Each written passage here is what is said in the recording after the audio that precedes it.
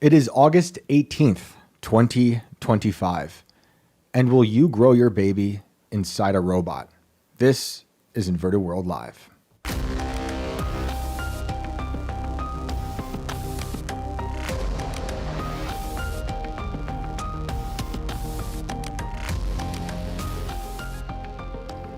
Welcome back, everybody. This is Inverted World Live, and I am your host, Shane Cashman. I hope you had a great weekend. We are happy you are here. This is a call-in show. We will get to your calls in about 30 or so minutes. If you have a story you'd like to share with us, something unexplained, something weird and strange, we want to hear about it. We've had all sorts of calls from cryptids and sleep paralysis, ghosts, missing time, you name it. We would love to talk about it with you tonight. We will be here till midnight. I am joined, of course, by Brandon. What's up? What's up, Shane? What's up, everybody? Welcome back to iDub Live. And it doesn't get much weirder than what we're going to talk about tonight. So let's dive right in. We've been warning you guys about this. We knew this was coming. It shouldn't be breaking news to anybody. There's been talk of artificial wombs and robots giving birth and robots replacing everyone for quite some time. But we do it feels like we're on the precipice of this major shift in what it means to be a human.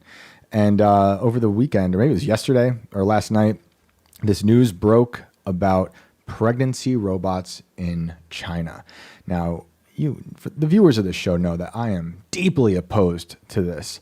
But I think this is, unfortunately, a part of the future that will grow outside of just the idea of this helping people who are infertile. I think it will be something more widespread. And the conversations are happening more and more where IVF will mutate into something more eugenicist. There's a great interview we'll probably discuss a little bit tonight as well from the people who run Orchid, which is basically a gene editing type of IVF that will start off, as they say, for people who are having trouble, which I totally understand. But I think it will grow into something much larger. And, and now this transhumanist nightmare is expanding more and more as we see reports from China about these pregnancy robots. So I'll turn to this latest article in the New York Post.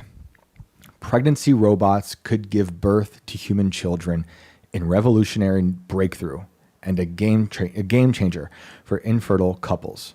There's a robot for that. What a time to be alive. People are marrying AI bots. You know that if you've listened to this show. And now robots might soon be able to carry babies.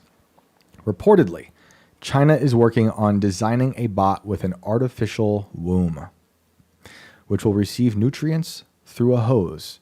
Sounds miraculous.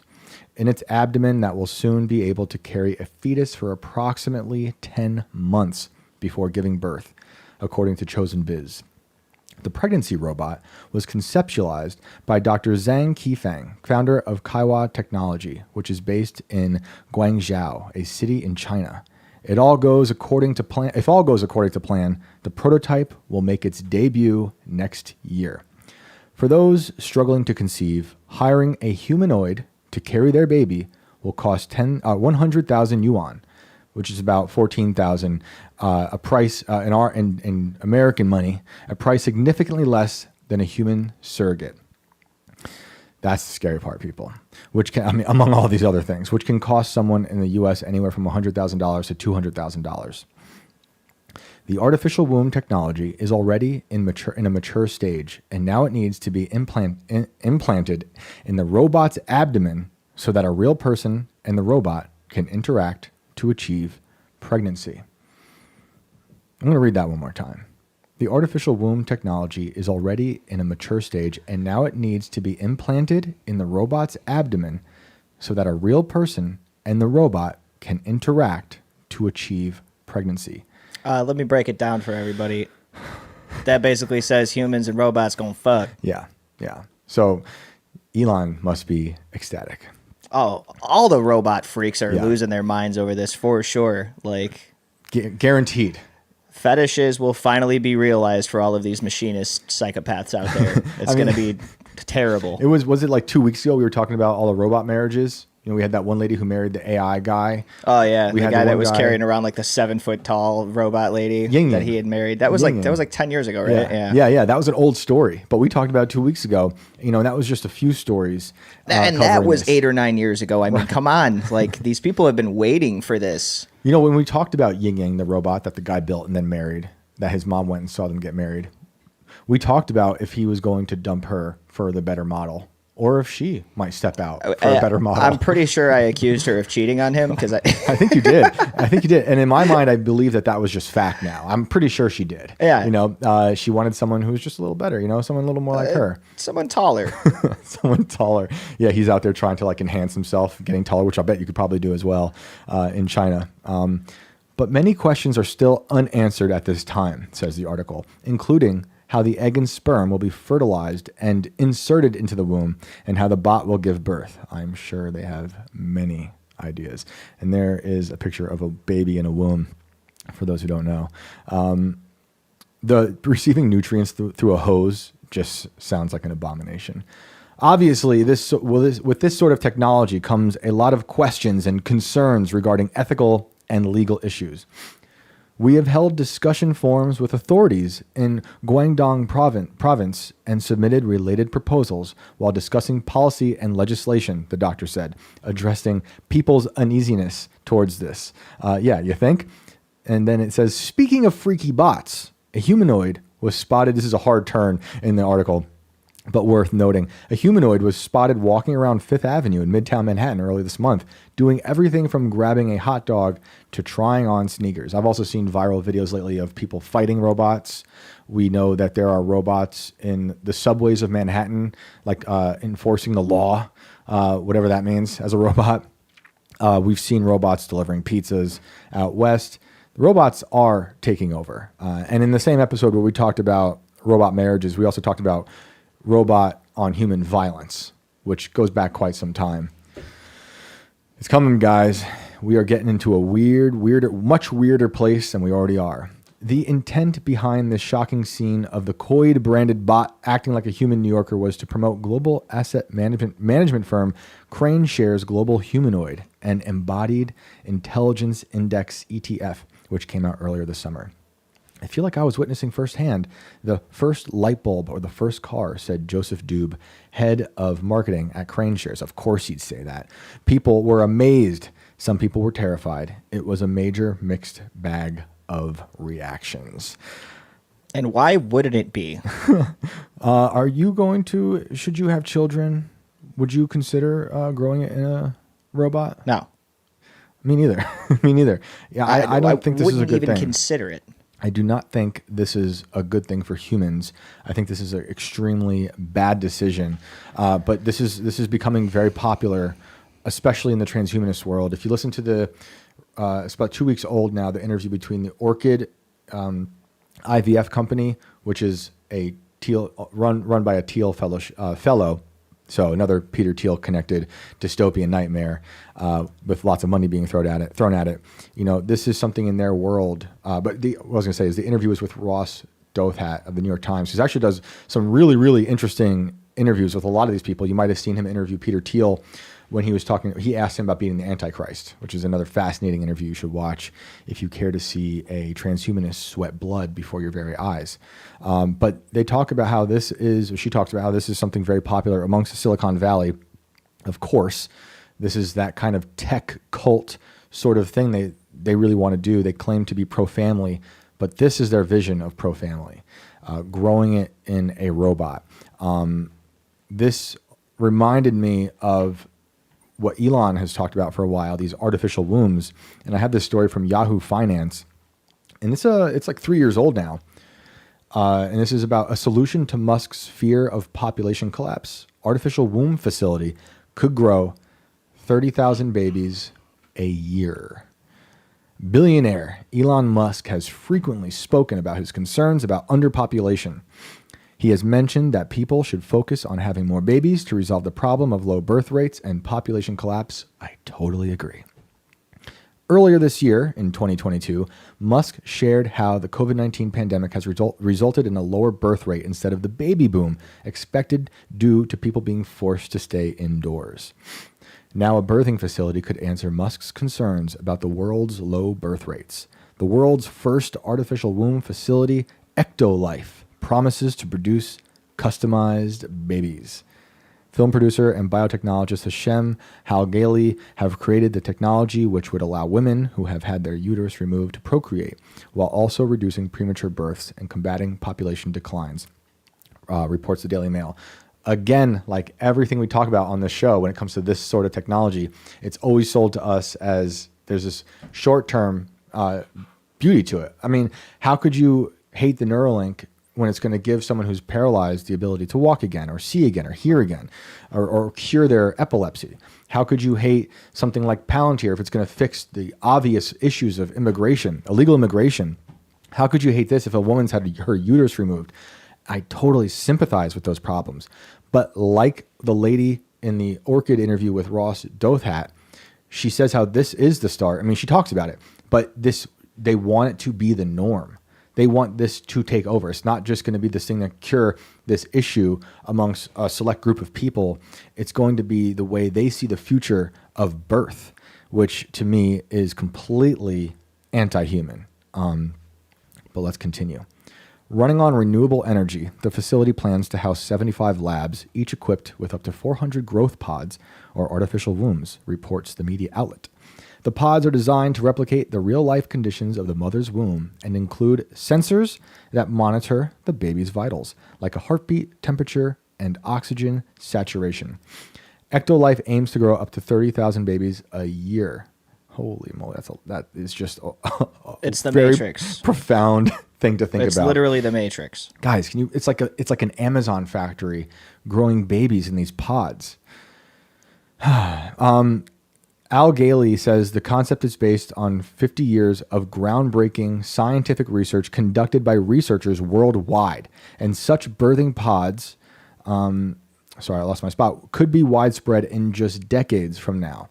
So just like what they're saying with Orchid, with how they're doing, Orchid basically tests for any abnormalities or disease that might affect your baby, and they allow the to-be parents to select the embryo that might not have those issues.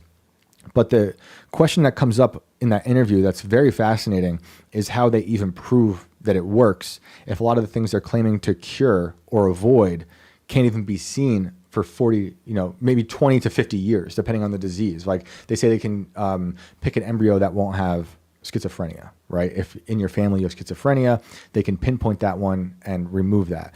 And again, I should say Orchid doesn't actually do the discarding of the embryos. They're the testers, but that's what will happen. They'll remove those.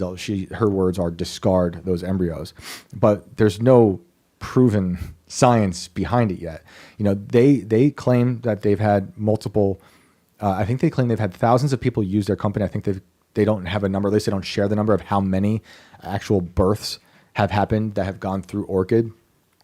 But she's saying the same thing that this guy is saying about this could become widespread. They want this to be widespread. Al Galey believes that artificial womb facilities could become a reality in 10 years if ethical restrictions are removed. I just want to repeat that one more time.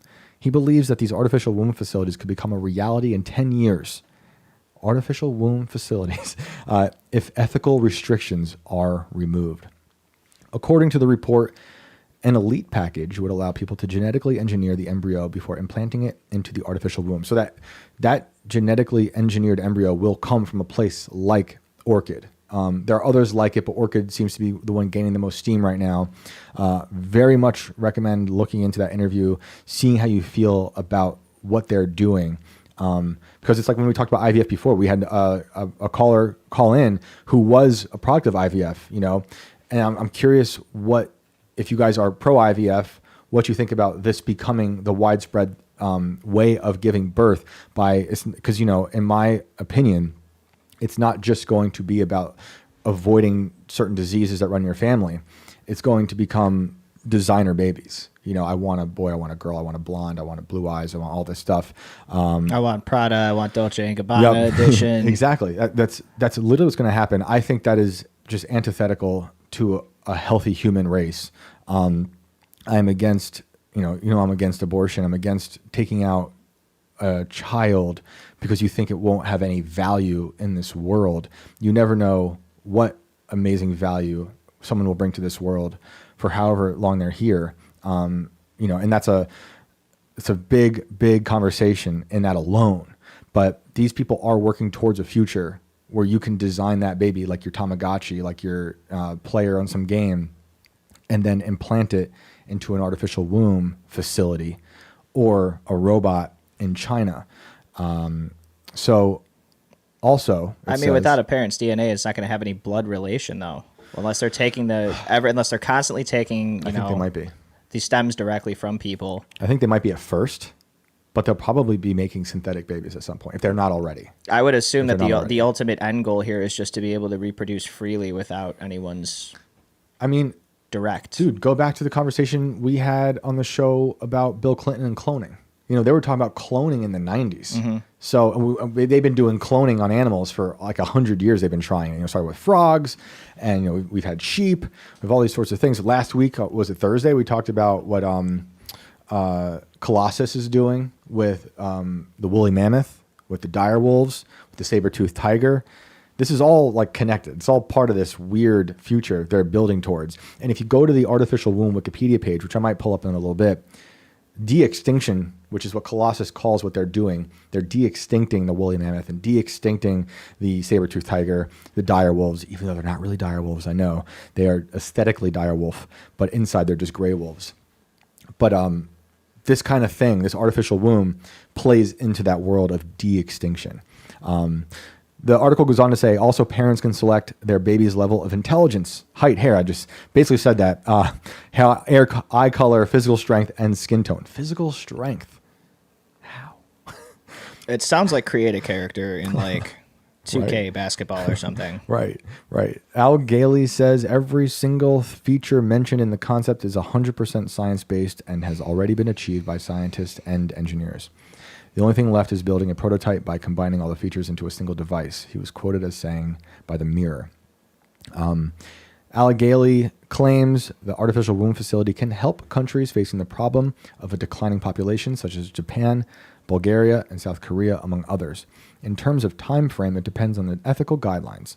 Right now, research on human embryos is not allowed beyond 14 days. After 14 days, embryos must be destroyed due to ethical concerns. So, I think it's really important for a baby to be grown inside a human being. Ethical concerns at 14 days. Mm-hmm. But not about anything else, just about the embryo. Yep. Which is, I think it's also on the Wikipedia page let me go to that really quick, about artificial wombs. An artificial womb or artificial uterus is a device that allows for extracorporeal pregnancy by growing a fetus outside the body of an organism that would normally carry the fetus to term. An artificial uterus as a replacement organ could have many applications. It could be used to assist male or female couples in the development of a fetus. This can potentially be performed as a switch from a natural uterus to an artificial uterus, thereby moving the threshold of fetal viability to a much earlier stage of pregnancy. What does that mean? Like turkey basting it out? I think so. Turkey basting it in? Basically, yeah. Jesus. In layman's terms. In this sense, it can be regarded as a neonatal incubator with very extended functions. It could also be used for the initiation of fetal development.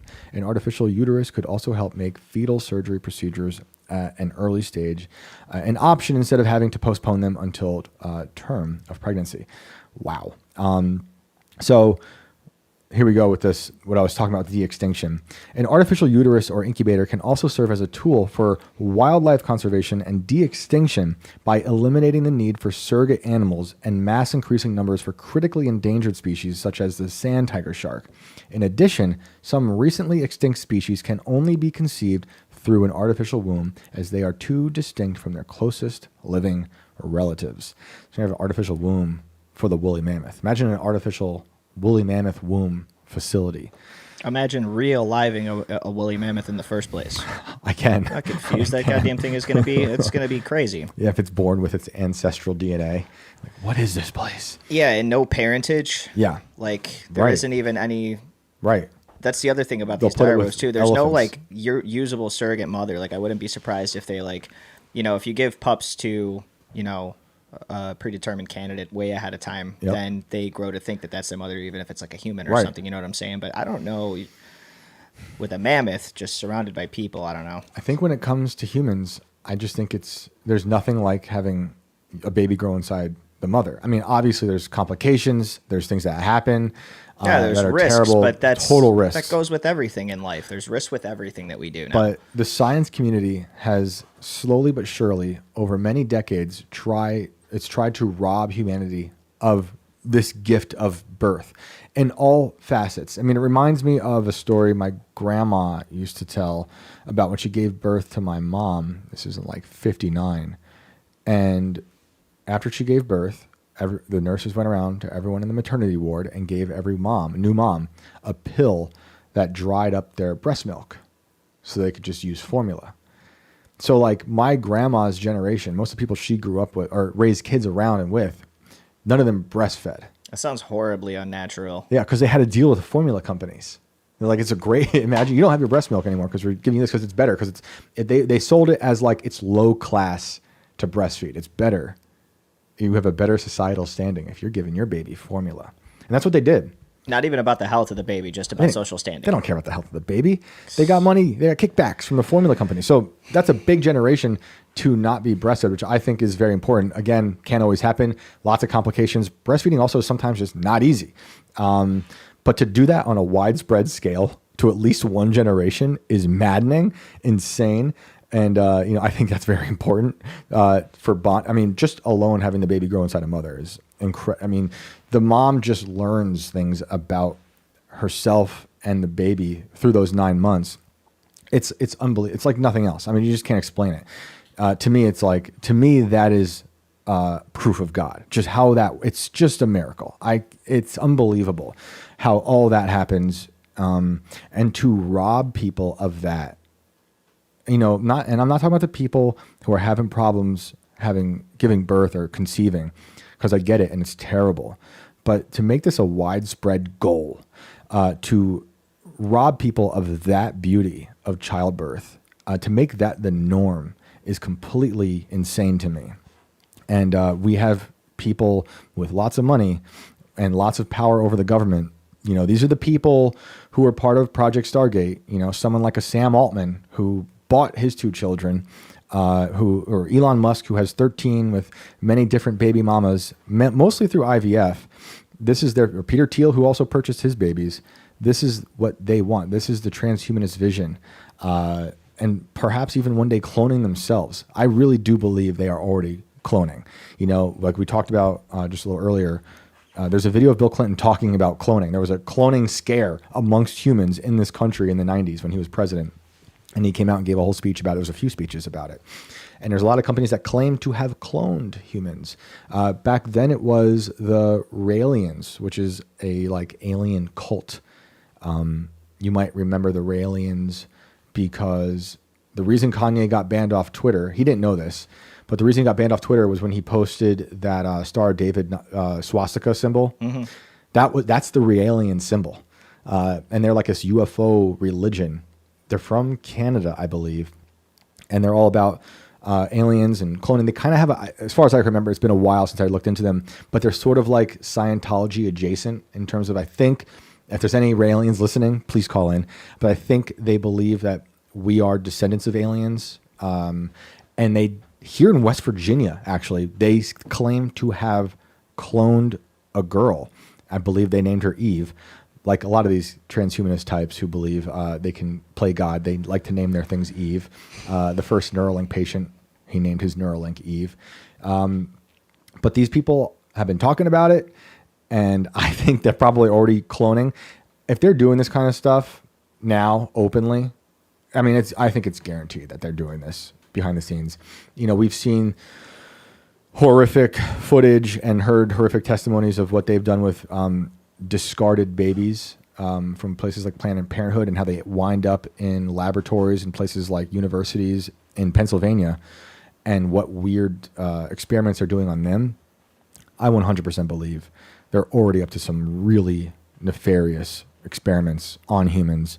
Like it's horrific to think about, but I think that they've probably already made people out of aborted babies, like legit.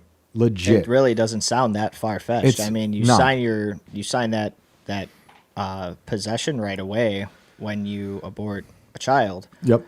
And immediately at that point, I mean, it's easy for everybody to think, oh, they just vacuum sucked it out and it's dead. But No. what The if it's dire not? wolf, What if it's they not? brought the They dire own wolf it. back. They own it now, and they can do whatever the hell they want with it. If they're technically. bringing back things that look like dire wolves, they are for sure meddling with the primal forces of nature. That's a reference to Network, one of the greatest movies ever written. Hopefully you guys go watch it at some point this week. It's about news, but that's what this is all about. They're meddling with the primal forces of nature. I don't think it has. I do think it has major consequences when this becomes a widespread thing. Oh, dude, definitely. I mean, Right? Look at it from a standpoint of like a dystopian future where human population is so low that they now implement this into law. Right. Oof. Like, if you're a household without a child, if you're a single person without a child, if you're even remotely capable, you are going to be required to what? Come in, donate your DNA for the betterment and the survival Oh, of my humanity, in goodness. which case now they're going to force people to have at least one of these test tube baby children from home. China might do that. Yeah. I can totally see that happening, and that's Me too. pretty scary. Yeah, I can totally see that happening too. I think China lies about their population numbers as well. And this is kind of like them swinging in the opposite direction of having their two-child policy for so long. And I'm sure that affected their population. And there's so many gruesome stories about what happened with those babies that were born and they couldn't have. So, Yeah, I'm I do assuming they were just executed. Oh, yeah. Oh, it's horrible. There's crazy stories about just discarding live children, The old throw it off the cliff at birth. It's insane. Yep. Insane. So this is them now going in the complete opposite direction. And I do, what you're saying, I do see that happening. You're kind of enforced like pronatalism. It's definitely a possibility.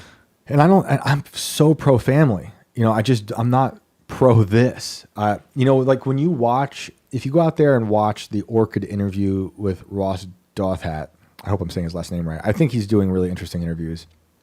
Then go back and watch the other Teal fellow, Augustus Dorico, the Rainmaker CEO. They have the same sort of smug attitude when it comes to how they play God and how they want this to become the widespread situation just down the road. For Augustus, he's like, I'm going to help the farms. And he's laughing and he's got his mullet. He's like, a Temu version of Palmer Luckey, another Teal fellow.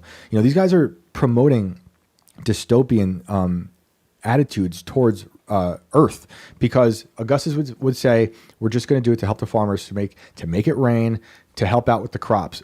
But like I've said before, that's not the goal. The goal is they know their other buddies in the tech sector, their other like tech vampire friends from Silicon Valley, got all this money to build data centers in Texas, in Virginia, all over the place. In Idaho, I believe there's a bunch, in Oregon. And he says the rain that he's going to make is actually ultimately for those places, because data centers soak up a ton of water. So you're going to have a future of fake rain coming down on data centers that have overtaken all of your farmland that don't need water anymore because it's gone, while people are outsourcing their children to artificial womb facilities. I don't think this is a good future. I don't think this is a future people want, other than the lizards in the death cult out of Silicon Valley. So I don't know. What do you guys think about this? Am I just crazy? Am I way off? Am I an extremist? I think this is just so bad for the future. I don't want my kids to do this. I understand how horrible it is when you're experiencing the problem of conception. Horrible. You want a family. It's really bad. But this like the consequences into the far future, maybe not so far into the future, that this will have on Earth and humanity seems to be completely antithetical to what a healthy future looks like.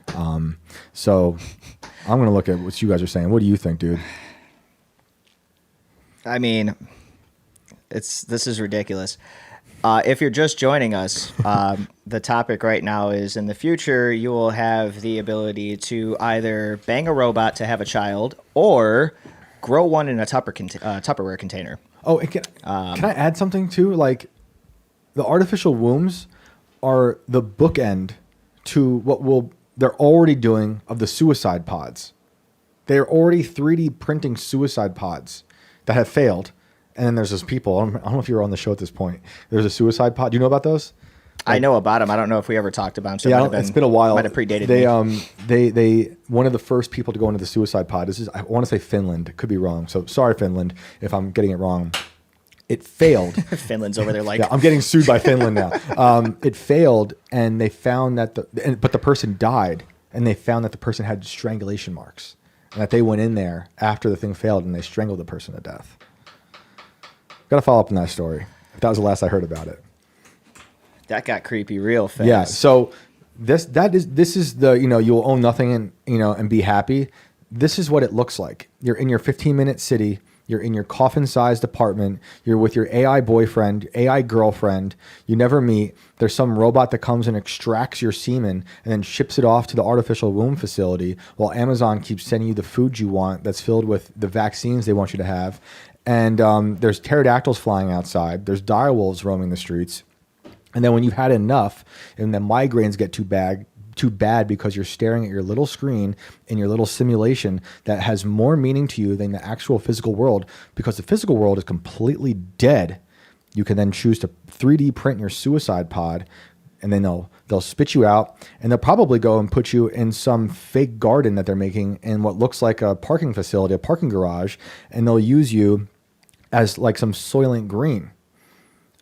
And I think you just wrote a movie. Yeah, I think I just wrote reality. That's a documentary. Yeah. In 10 to 15 years. But that's how movies work, is like 10 years before it happens, you got to go put a movie out about it. And everybody's like, wow, that's crazy. And then like 10 years later, everybody's like, holy shit, that happened. Yeah, yeah, it's always the case. It's all predictive programming. There's a movie, Tim and I actually watched this movie like a year or two ago, where they're having, you can have like a canister with your baby inside of it. I forget the name of this movie. It wasn't very good, but it was basically this. Maybe we saw it 2 years ago. And, I was like, that's crazy. But we were both like, that is the future. By that point, I think we had already heard about Elon talking about artificial wombs. So it didn't seem so far-fetched. But here we are. So, yeah, it's fun. I saw someone in the chat saying, so are we laying eggs now? I missed who said it. But basically, what are you guys saying? Wood Guy says, but Shane, if we all live in pods, how will we know which girls are the athletic ones? It won't matter. You'll be you'll just be watching them, their avatar, and they'll lie about their stats. You'll be catfished by the avatar and their stats. Well, that's not to say too that they won't find a way to start pairing these things at younger ages for life, and controlled breeding of certain heredities and things like that, mixtures of certain things. Some things might not be dabbled with. Mm-hmm. And those will become later options. Who knows? They are removing the ethical standards as we speak. So like, I forget what story it was. I think it was about gene editing, and there was a scientist in China who had gone to jail for doing something that they thought was immoral. Go figure. And he's been out, and he says one of the things holding back his field are ethical standards. Ah, man. Yeah. Blame ethics. Man. Joe Brezel says, don't F with Finland. Yeah, I don't know. I hope I'm wrong. But I think I'm right. It is a crazy story though. And then man, on top of that, think of what they're doing in Canada. They have the MAID program, and there's like I want to say it was, last I checked, 3% of the population signing up for the MAID program. And that's if you even have a migraine you can't stand, they'll Kevorkian in you. They'll be like, all right, that's fine. Sign up. You're gone. Thank you. It's nice knowing you. Peace. It's wild. And I think they're trying to make it so people can do it at a younger age as well. That's coming here. That is coming here at some point. I know everything seems good right now because Trump, I don't know how you guys feel about it. I've got my issues, but he's not going to stop this like steamrolling of the technocracy being run by the transhumanists that want to overtake what it means to be human. They're going to redefine humanity. They're going to redefine it in every possible way. You think there's a war on every front of humans right now? It's going to get exponentially worse the more this stuff gets rooted into our society. I mean, I could seeing it see happen. there being some pretty major pushback, especially from like, you know, the Christian community. The Bible thumpers. Yeah. You know, I hope so. I could definitely see this turning into, you know, some kind of a war. It could. I don't know. I don't think anything will stop it, honestly. I think, you know, they talk a big game, but I don't think they can stop it. This false idea of progress, you know, seems to just steamroll through no matter what, no matter who's in charge. And I think there's temporary positives that they can, with policies they can make, but it becomes this thing of like, oh, you're anti-innovation. You don't want this to happen. You must hate, you know, helping people. And I love people. I want to help people, but I think we need to have an ethical standard. And the problem is we'd have no ethical standard, especially with the people who are in charge. None whatsoever. So Yeah, I said this one of the first shows we did. I was like, what ethics? what ethics? Right. It's because they're gone. Yep. There aren't ethics anymore. And if there are, they're dangerously on the brink of extinction with the way that things are going. Yep. Hold your ethics tight, people. Kiss them goodnight. Treasure every moment. What do you guys say? Well, we should get to a caller. If you want to pull up a call, I'll keep looking at you guys in the chat for a sec. Interesting says humans are made in God's image, not Palantir or governments. Agreed. Palantir disagrees, and they're the ones with all the money, and they've been kind of in charge since 2001 or 2. Pick Poll says, will Vatican oppose it? I don't know. What does the Vatican say about IVF? I don't know what they say about it. Curious about that. I know they've kind of softened their stance on the idea of extraterrestrials, or not softened, but maybe changed.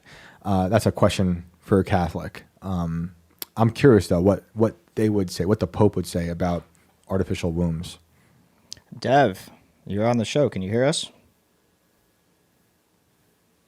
I didn't even realize I was on. My bad, dude. It's all good. I was behind. What's up? How are you guys? Good. Good, How man. are you, man?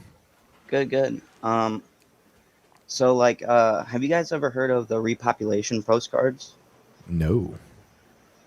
So, I don't know if you can bring it up on there. I don't have YouTube up right now because I hear Brandon typing away. Surreal imagery of babies, unique blend of early photo manipulation, cultural commentary on reproduction and cloning.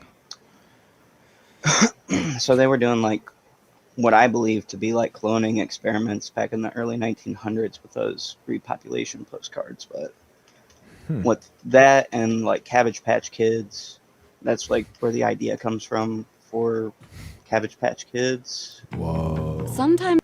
Nope. Can we pull it up? I'd like to see this. Yeah, I'm hunting it down right now. That is interesting. Never would have connected the Cabbage Patch Kids to something like this, but now that you say Yeah, it, it's like totally, yeah. I see it. All right, we pulled up something here. Yep. What are we looking at here? This is child sacrifice. I see children on a fire and a fish god, fish chef. Where are we at? Bohemian Grove. Yeah, it's definitely creepy. Krampus is taking my money. Oh, these are really creepy. Whoa, dude. Yeah, bro. So these are actual postcards, huh? Yeah. I like you could probably find them in antique stores now, but that's where I've heard of them or whatever. But I've actually just listened to podcasts that brought all this information together for me. That Guy Anderson is a person that is really interesting to get into. If you wanted to get into this type of stuff, he just wrote a book about it. But the important stuff that I believe that applies to us is like how they created the U.S. citizen category for like, I think like an indentured servitude type thing that we wouldn't really quite understand. And so like right before the Federal Reserve was made, they incorporated the United States of America into Washington D.C., which made it like a business. Mm-hmm.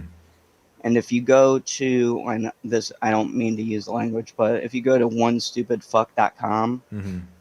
uh, you are kind of like he gives a free course on how to understand like what's really going on and how like we have contracted ourselves in to like paying taxes and to then like because you call yourself a US citizen and that is like your state of mind that you're in, it's basically like all of these statutes apply to you because you don't really understand your rights. It was right after slavery ended that they made a new citizen category for whatever reason. I think that's like what the civil rights were about. Hmm. Instead of like being constitutional rights, they just they talked about like the civil rights in the 50s and 60s or whatever. But really they should have been talking about constitutional rights because that's like what we have lost, even as like and I don't mean this being racist or anything, but like white people too. I say this a bunch. I think this country fought a civil war to make everyone a slave. Yeah, know, dude. like Yeah, for sure. It's a psyop that they did it to free people. I mean, we could talk about Lincoln for days and the dirty stuff he did. You know, I think he was a bit of a tyrant and not the hero they claimed to be. But I think we are all slaves, especially obviously to DC. You know, I haven't looked into what you're saying in terms of this stuff. I'm looking at these postcards while we're talking, and they are creepy, dude. Yeah, dude, they're fucked. Very, very strange. I don't like this. I mean, this looks like something that John Podesta would have in his house. Man, it's Or Epstein. It's almost unbelievable when you. But anyway, like I think that's like a level to the Matrix. Okay, so like we as individuals have like a matrix that we're in, which is like like complexes on top of complexes on top of complexes. Mm-hmm. Well, like you yourself have to break free from an individual matrix by understanding your emotions and like controlling them to a point where like you're not it almost, to me it's like I almost seem like robotic when I'm like talking to people and stuff because of the way that I go about it. But then on the next level up of the matrix would be like the one that was built for us by like the government, which is like like another prison, right?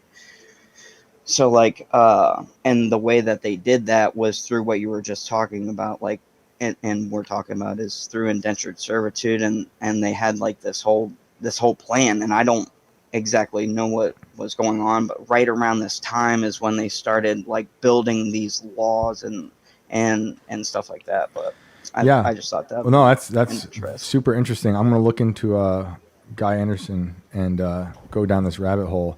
So I appreciate you sharing that, man. And yeah, I mean, I see some people saying that they believe some of these are AI images. Maybe some of those are, but I'm looking at online. I mean, you know, anything can be faked. Some but of those cards look pretty authentic. It does go back to the Cabbage Babies, some of them are real, repopulation for sure, postcards, early 1900s.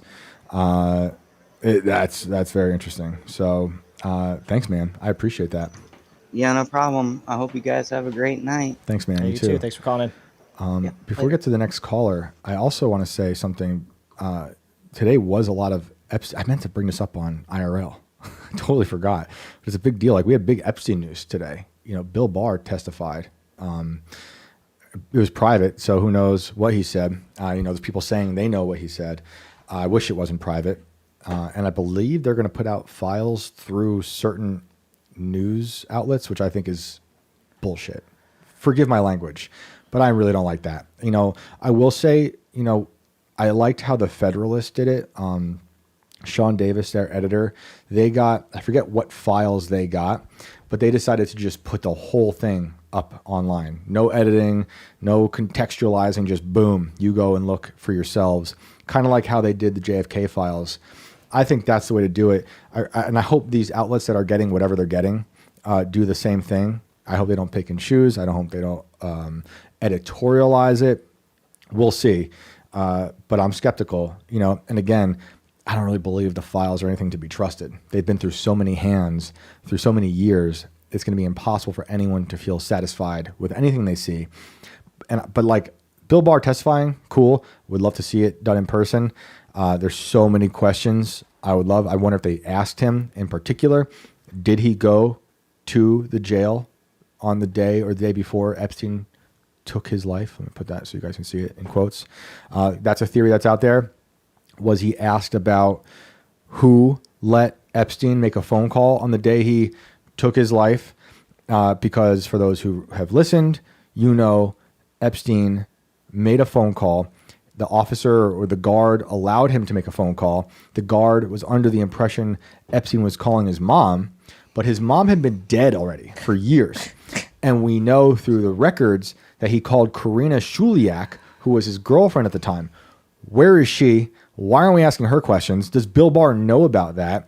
And then we can get into the more wild conspiracy theories that I'm sure they won't ask about. How has she not been subpoenaed yet even? Like, bro, I have no idea. It makes no sense. That close of a tie to this guy, and we're just... Makes no sense. Why wasn't Zorro Ranch raided, where he had the... Speaking of baby factories, he literally called Zorro Ranch Baby Farm. We did a whole monologue on that like a week or two ago. Zorro Ranch was never raided.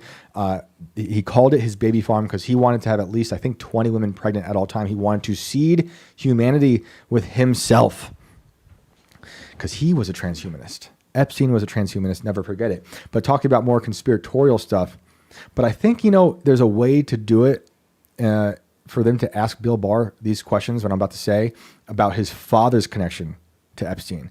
Because, you know, sometimes if I bring it up on certain shows, like when I brought it up on the culture war, it's easy to dismiss because you'd be like, well, that's just a coincidence. That's just, you know, randomness of life.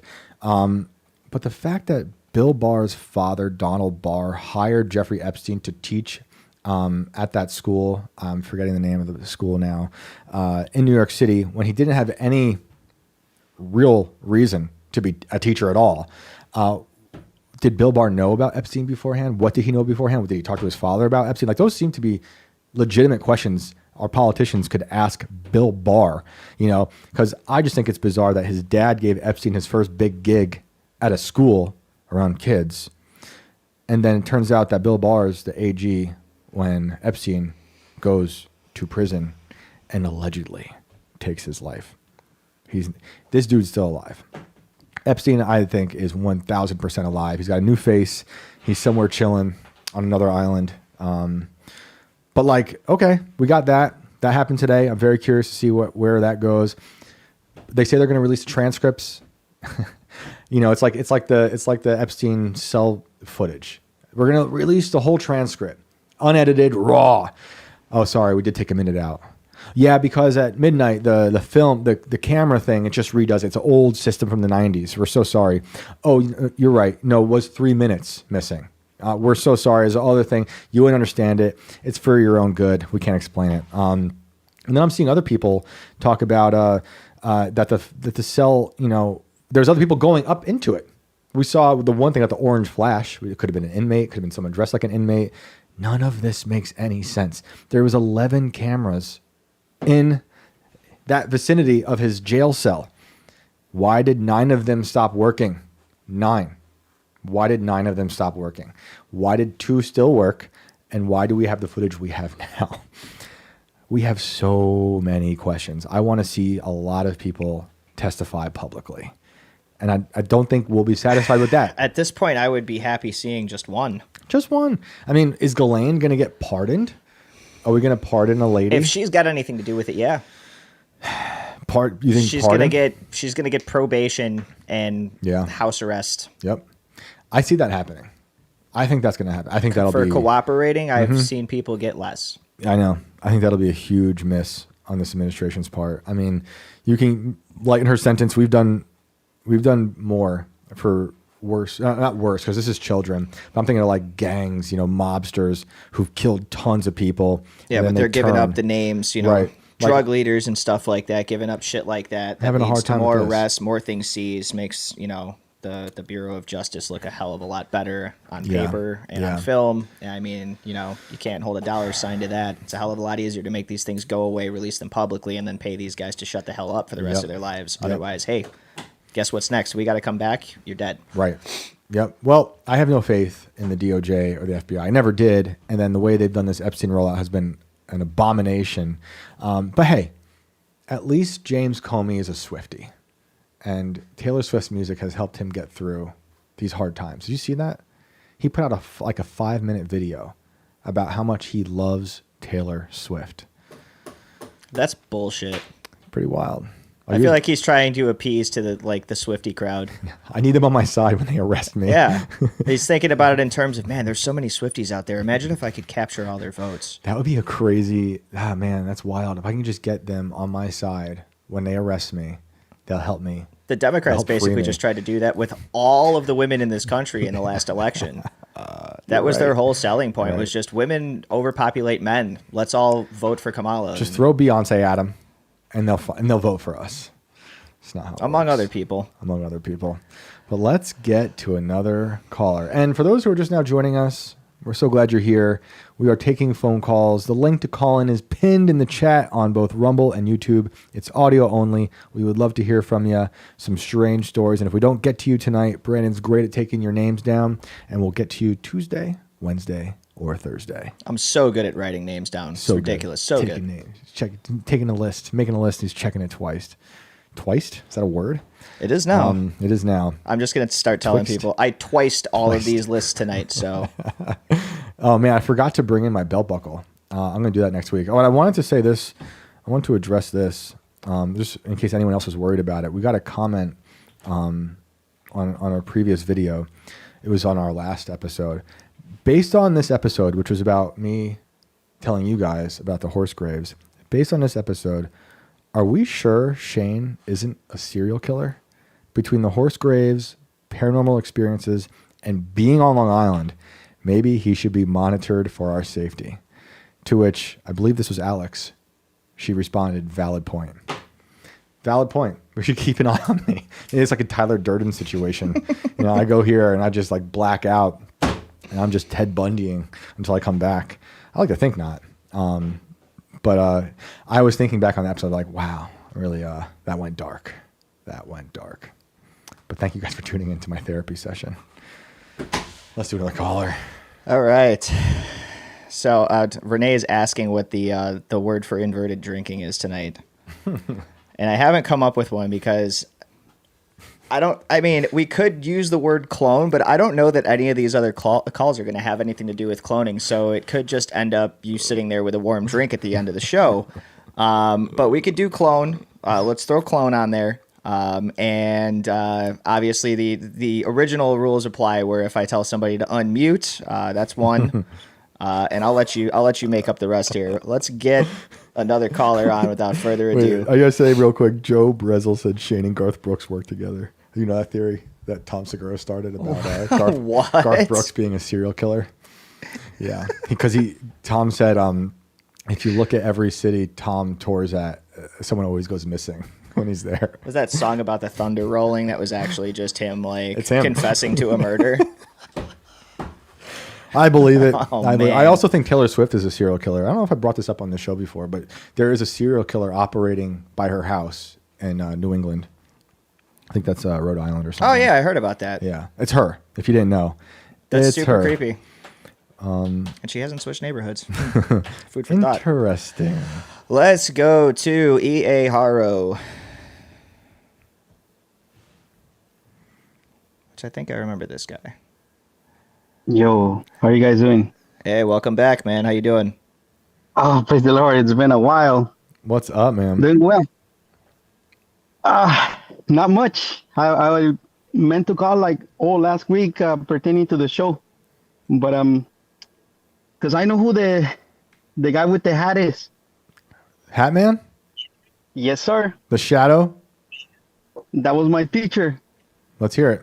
Was your teacher, you Your said? teacher. So, Wait, yeah, this- remember? yeah, well, I remember. Okay. I'm sure we remember. Let's, Oh, I got something to clarify beforehand. Okay. Okay. So last time when I say that they call me a crazy white boy, if you go to Mexico and you're from like Jalisco and down, there's actually natives that they descend from like the Mayan and the Aztecs. And if you're a little bit Spaniard looking, they call you a white boy. okay. Yeah, because afterwards I was like, maybe that guy was just doing an accent.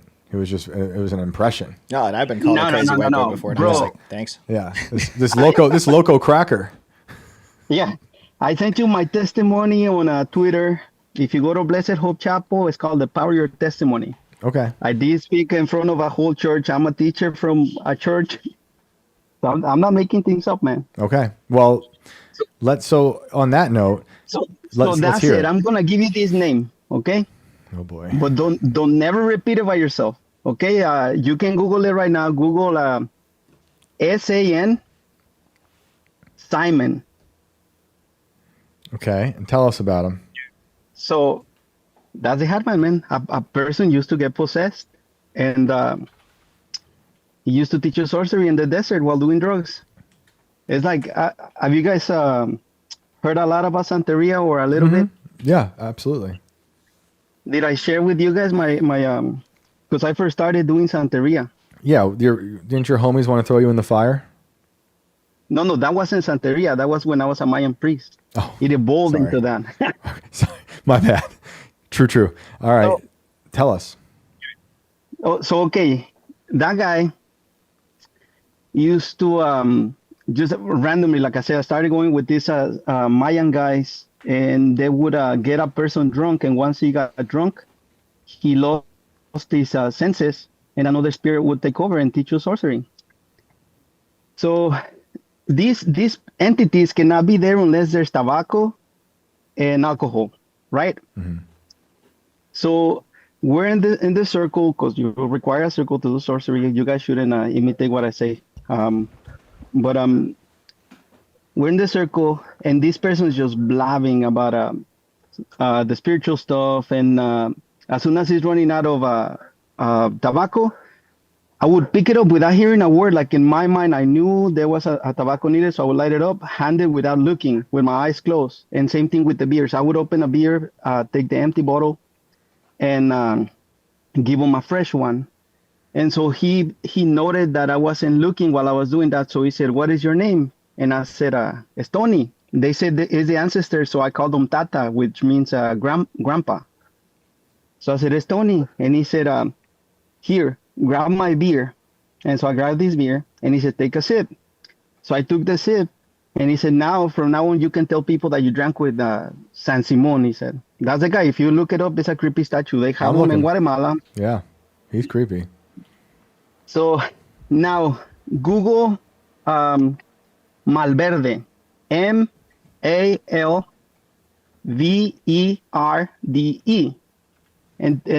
try to tell the differences between the statues. There's a smaller gap in the middle of this guy's mustache than the one I saw. But can you see the hand? What does he have in his hand? I'm only seeing busts of him with Okay, money. so I see something here. Money. So usually he has a bag of money. So Yeah. so this entity in the middle of the desert made me that deal. He said, "What do you want? Do you want money? Do you want fame? What is it that you want? Women? I can give you all. But here's the catch. I'm going to ask you for something in return. And if you don't give it to me, I'm going to leave you cleaner than I found you." And all I said is, "You know what? I'm just here for the experience. I don't want anything." Because what is that deal? Death. That's the deal with the devil. Yeah. That's that 27 Club. That's that. Yeah, man, you're making a deal with the devil. I was really upset to see that there's people worshiping here in LA. 2 blocks away from my house, I saw a sign that said that they're doing dark works, that they're doing ties. I So mean, that's sorcery. yeah, Uh-huh. we had 6'7" Kevin on, who was doing a lot of work in Latin America, in Mexico, and he was talking about cartels that do worship these like saints. And this one, the Malverde one, they call him like a narco saint or the angel of the poor. So I mean, this kind of lines up with something they might pray to. I could be wrong. Yes. You're 100. So I'm telling you, they got me into the mafia because I was a sorcerer. I didn't have to get jumped in. I didn't have to make no bones. When they tested me to see if I could read the tarot cards, they just let me in. When you say make no bones, what do you mean? So when you, and I'm probably putting myself in a pickle right now, but anyway, in Jesus' name. So you know that old saying that, oh, you're going to get jumped in a gang. Yeah. You need to fight like 10 guys and it's 8 seconds or some crazy stuff like that, right? Mm-hmm. That's not it. That's just for show. Once you get jumped in, they say now you have to make your bones. So they take you to a random area and they have you kill somebody, one of their enemies. Yeah, and this happens all the time. Like, for those out there who don't know, especially in Mexico, for sure, these cartels take these young kids and they teach them to kill early. Yeah, it's initiation in a lot of gangs. Yep. That happens in America. Oh, yeah, yeah. But that is here in Chicago. That is here in LA. That because we talk about Mexico, but all of those demons are here already. Mm-hmm. So now going back to like, what is a common theme that keeps on showing up to your show? Everybody that stops having like the nightmares, the sleep paralysis, all they proclaim to be Christians, which that's a whole different talk, because not everybody that says Lord, Lord is going to be a Christian. You know, you have to test them. You'll know them by their fruits. Mm-hmm.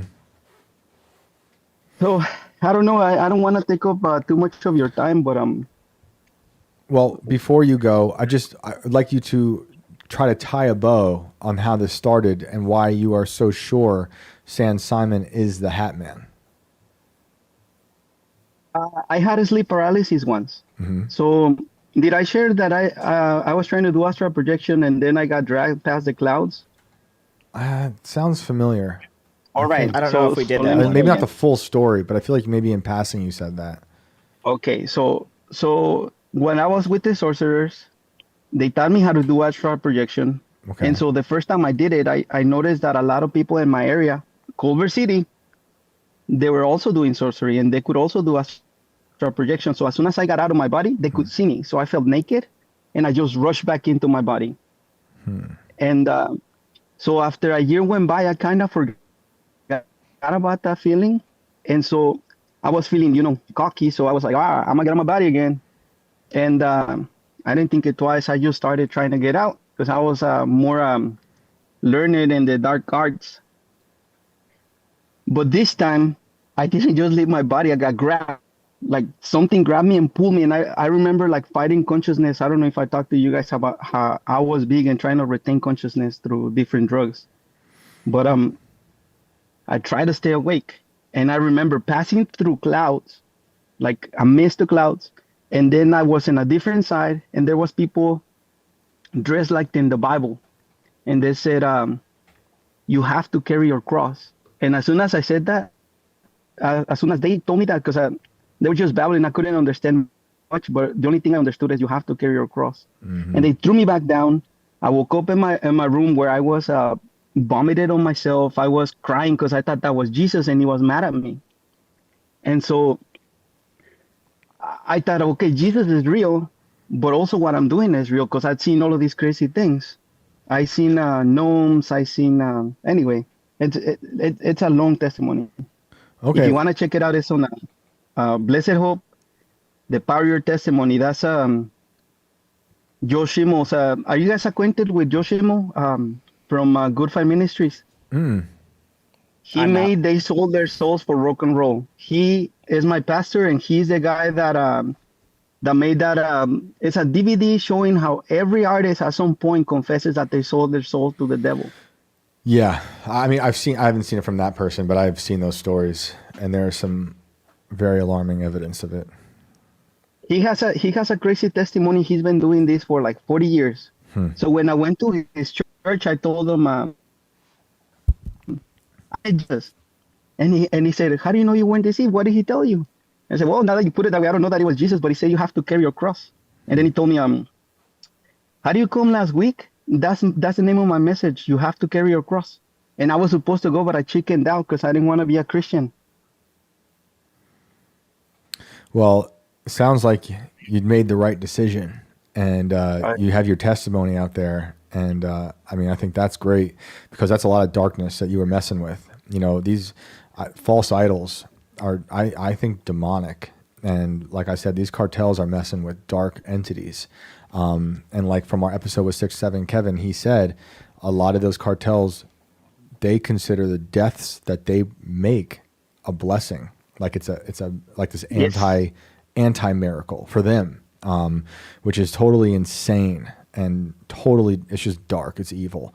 So they call it an offering. Right. They're offering something to their gods. Right. 100%, 100%. So, well, hey man, I appreciate the phone call. It's good to talk to you again. And you know where to find us. Amen. God bless you guys. I'll try to call again. Cool, man. Have a good one. Thank you. You too. Bye. All righty. We heard back from our Mayan priest. That was good. Those figures are, the Hat Man thing is disputed. There's so many different ideas of his origin, but maybe there's more than one Hat Man also. I don't think people see Hat Man. A lot of the stories we get mostly on this show are younger stories from people when they were younger who saw Hat Man, and he typically appears around times of trauma or loss. But I think that's, multiple Hat Men could manifest themselves. And that one you pulled up is super creepy. Anybody with a fedora is a Hat Man. I mean, when you get right down to it, as long as the fedora doesn't suck, if it's like a decent fedora, all you gotta do is stand in the shadow and pop your collar. Right. Kind of like this. Even though this isn't like pop, this is actually like a turtleneck. This does this. I don't want people to Hat think Man. I pop my collar. He's Hat Man. But yeah, it's definitely not hard to replicate. I mean, if I went and stood in the shadows right now, everybody would be like, holy shit, because I have a hat on and I have a collar pop. Should do that for it's just the way that shadows work. Make the lighting in this room so you look like just a shadow. I could probably figure that out. Yeah, we're pretty close to it. It might now. take me a weekend, but we're not far away. Honestly, I could probably get like a Hat Man, like on the wall behind me. If I did like the lighting right, I'd have a Hat Man shadow. Could. Where did this go? Ryan Creso said, "Is it Sombrero Man?" Sombrero Man. It's incredible, man. Well, that was a great one though. Very creepy saints, especially the one with the holding the money bags. Very bizarre. But yeah, I see Renee, shout out to Love 6-7. That documentary is so good. You are talking about Sin Frontera. It is on Tim Pool's Rumble channel as we speak. And speaking of Renee, I actually saw her talking about this in chat pre-show. And then you hit me with the article probably like 2 or 3 minutes later. Which one? It is... We're back at it. Wart and pus-filled covered squirrels. It's a beautiful world. We had the rabbits, obviously, last week with the tentacles. Now we've got squirrels that are basically have herpes or warts or whatever the hell you want to call it here. This guy is obviously in some bad shape. Oh, dude, it looks so bad. It looks like he's definitely had some better days.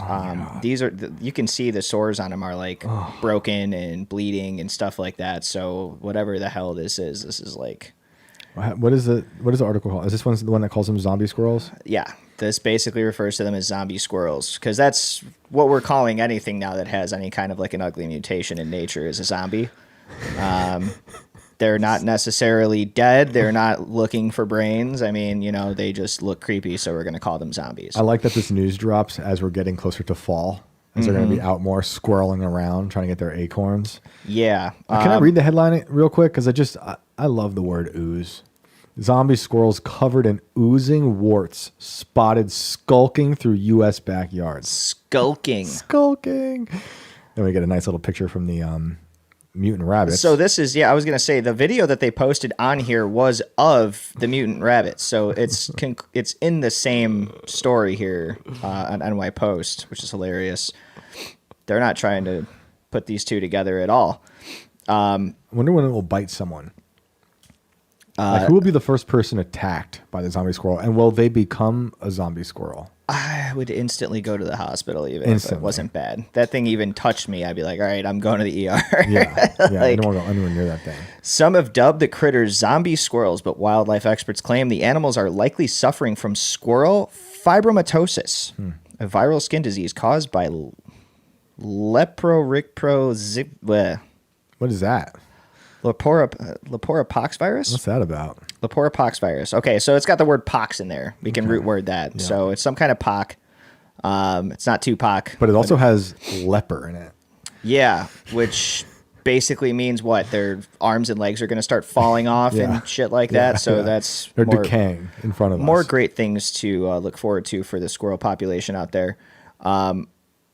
Yeah, how does this look? The virus spreads through direct contact between healthy She's squirrels. just hanging out with this thing in her hand. Why is she holding that? What are you doing? Well, look how she's colored her fingernails. She clearly has a death wish. Chevenel Webb of Maine's Department of Inland Fishery and Wildlife told the Bangor Daily News that residents do not need to fear the squirrels as they pose no threat to humans, pets, or birds. We will see. Was Peanut a squirrel? Remember that story? Or was it a chipmunk? Yeah, Peanut the squirrel. Remember that story? That when the Was cops that the went and one shot that- the squirrel? Oh, that no. killed it? I thought you were going to give me a happy story about like no, he no, rode no. around on like water Oh, skis you don't or remember something Pe- you behind a remember little Peanut? motorized boat. Oh, dude, I'm sure. Let me see if I can just get a condensed version of that story really quick. Peanut, who died October 30th, 2024. This squirrel swayed the election, in my opinion.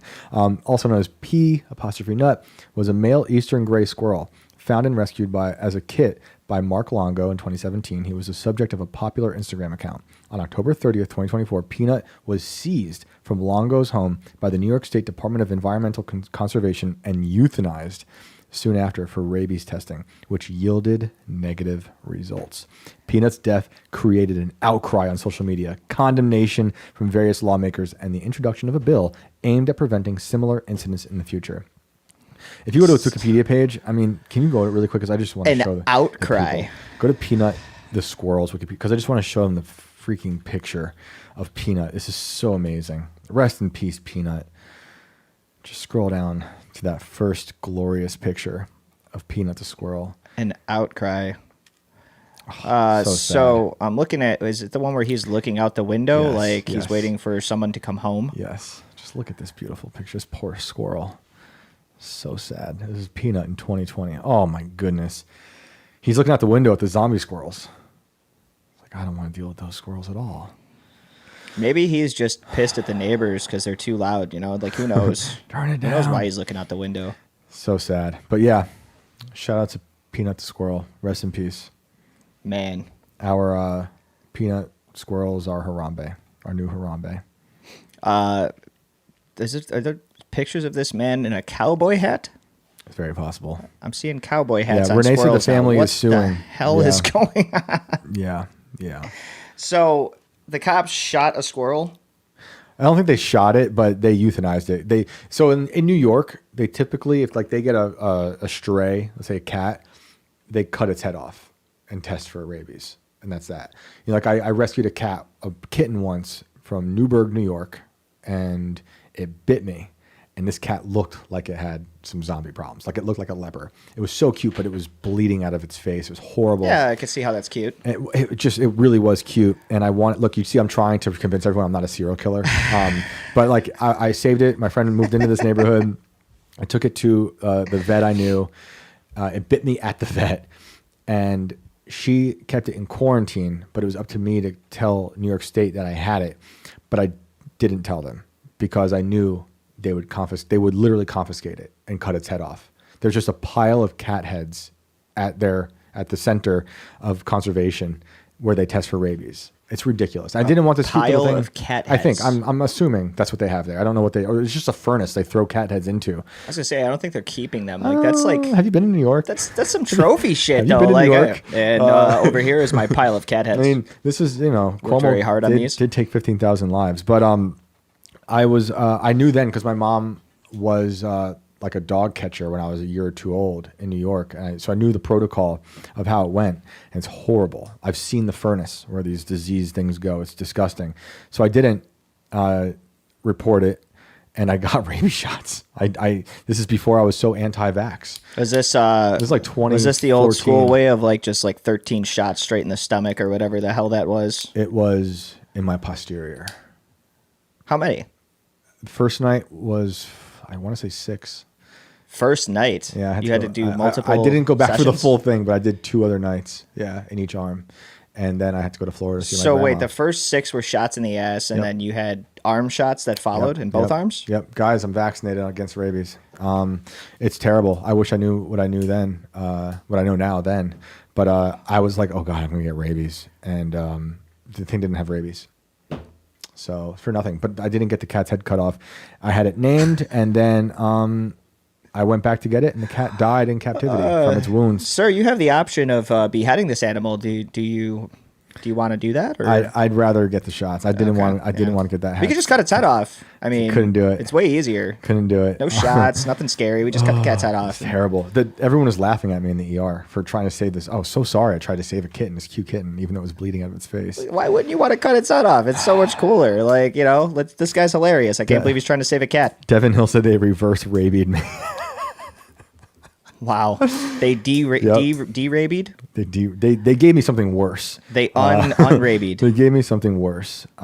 It was awful. It was awful. I should never have done it. But I felt I feel good. I saved that cat for a week. But yeah, cat heads all over New More York. dark shit to know about Shane this week. Yep. As if last Thursday wasn't enough of a deep delve into the dark, sadistic upbringings of Shane Cashman. If you know New York, you know it's probably filled with rabies. But now I think rabies is fake. And then they just got me with the shot to give me like an early death. So we'll have a little tracker to see. All right, let's get back on the phones here. I want to go to Patrick Delaney. Patrick, you are on the show. What's up? Is that a robot? Is this Daft Punk? Are you playing Mario? Oh my goodness. Is that a bag of Funyuns? Someone said Shane isn't a serial killer, but definitely a vampire. I see you, Steven. Holy moly. Patrick Delaney, going once. Wood guy said Shane uses his half demon heritage to purge the world of evil. Going twice. Oh man. And Oh, too bad. We heard a bit of a robot in the background. Wah, wah, Joe Brezel wah. said Shane's Native American name is Cat Bleeding Face. Holy right. moly. Patrick has been returned to the safe arms of the waiting room while he plays Mario or does something with a bag of Funyuns, whatever the hell was going on over there. Let's bring up, that's an interesting name, Mandela Infect. Ooh, that is an interesting name.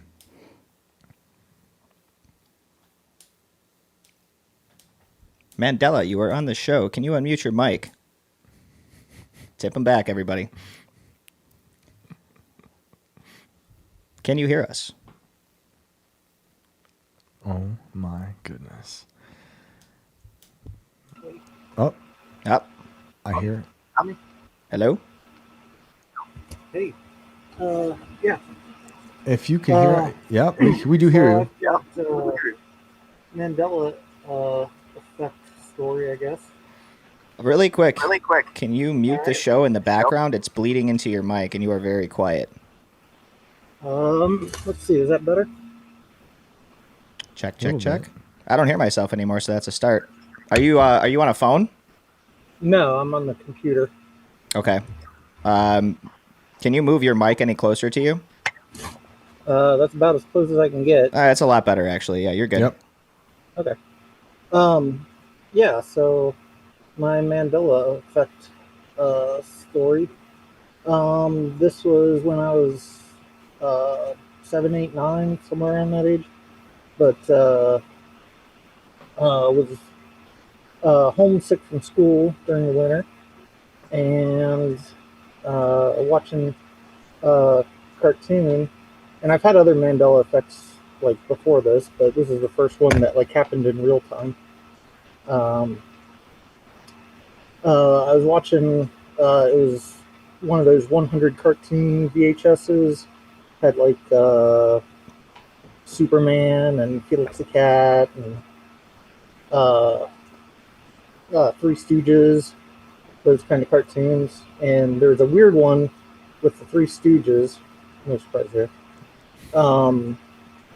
And I was watching it, and I kept pausing and rewinding it because it was kind of a weird, funny one.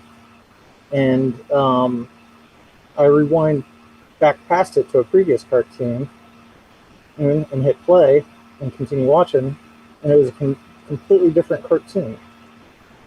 And young enough, I knew VHSs, you could record over them and stuff, so didn't think anything of it, but obviously as I got older, I realized that's not really something that happens while you're watching it. That's something different. But yeah, just a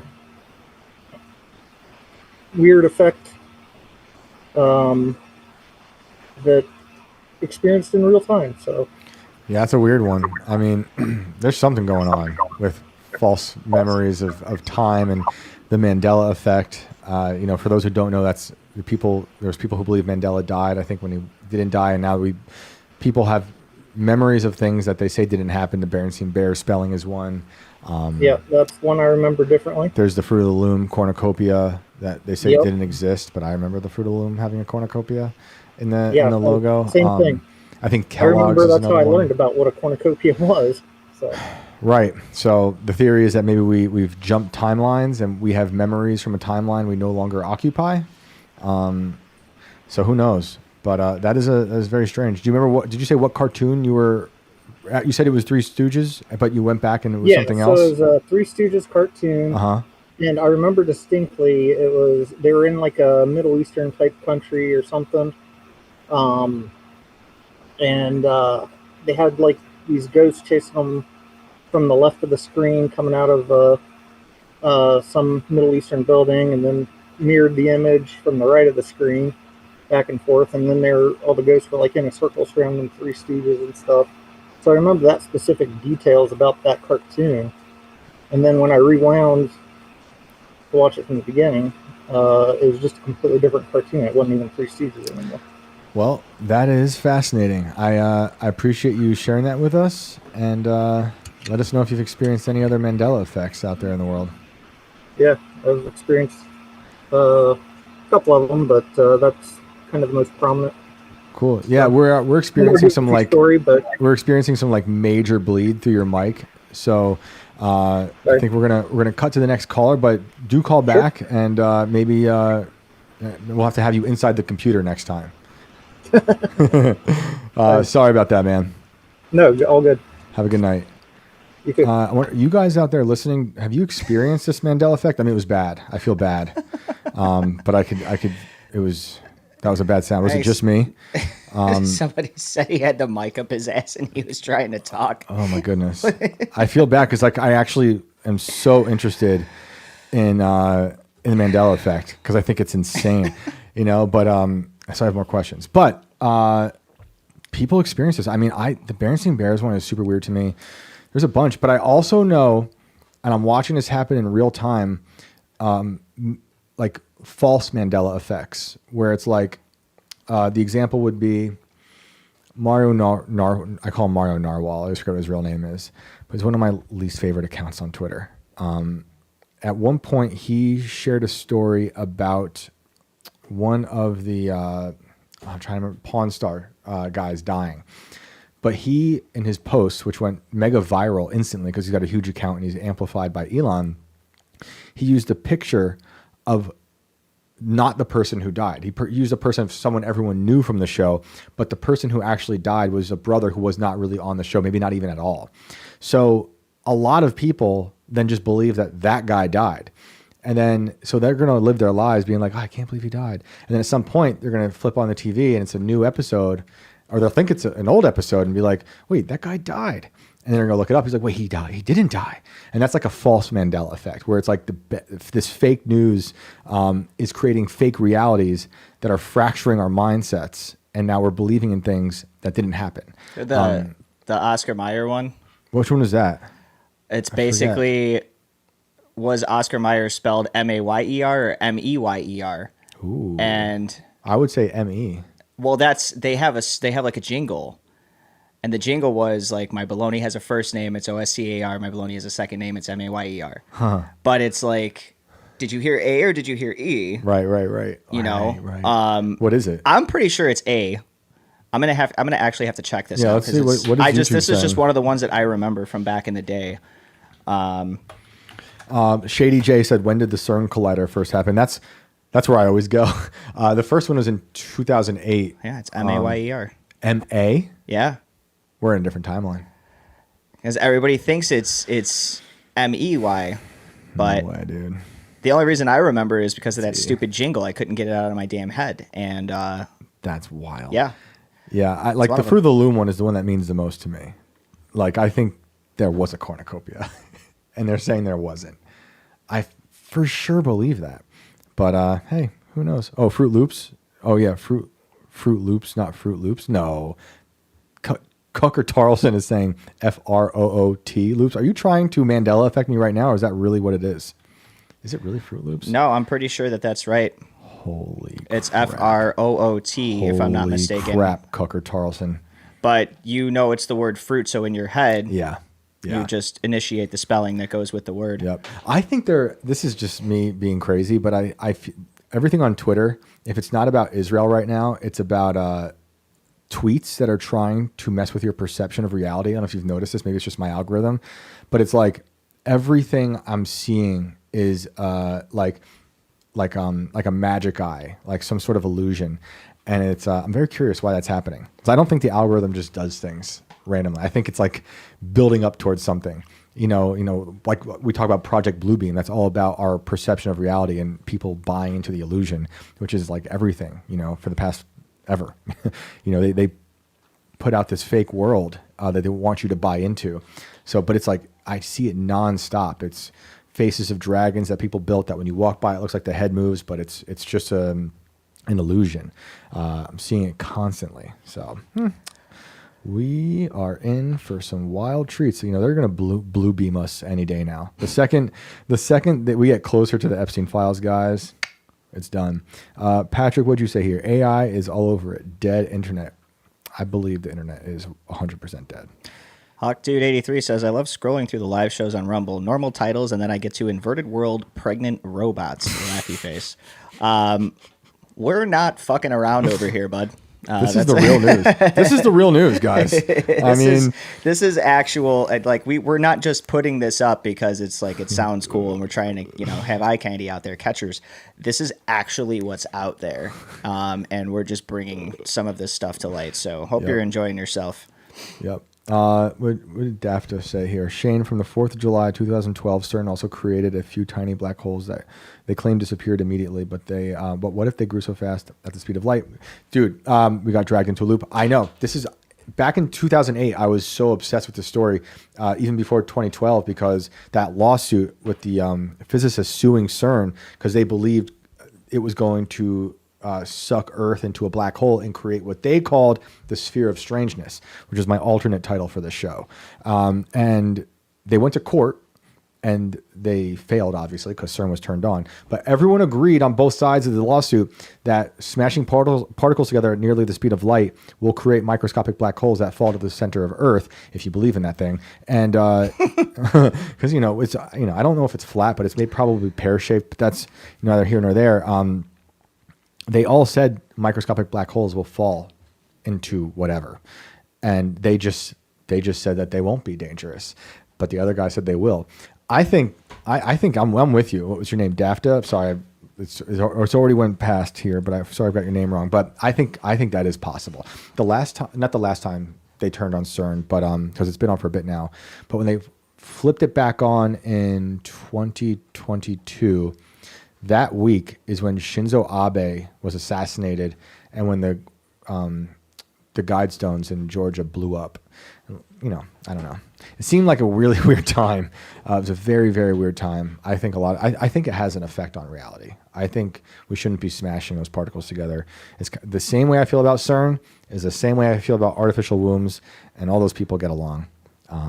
Well, so I'm suing CERN. That's my story. If it wasn't for smashing particles, we wouldn't have long-standing nuclear peace around the world. No, I don't think so. You think if the atomic bomb wasn't created, that war would have ended? You don't want to start this conversation. I don't believe in atomic bombs. You don't? No, I think we firebombed Hiroshima and Nagasaki. I think it's a psyop. I don't think they really. With the force of 10,000 tons of TNT. We don't know that. Just what was reported. I think it's fake. I think it's now, fake. of course, we firebombed it. I think we're at a point now where any survivors from that probably have passed on to. I have to look that up to see if there's still anybody alive from back then. But it definitely helps your case not having any eyewitness accounts left. I mean, look, and I'm saying this as someone who, I hate that phrase, as someone who knew someone in Hiroshima. You know, they thought my grandfather's uncle was there. He was like one of the first troops in Hiroshima after the bomb, after whatever happened.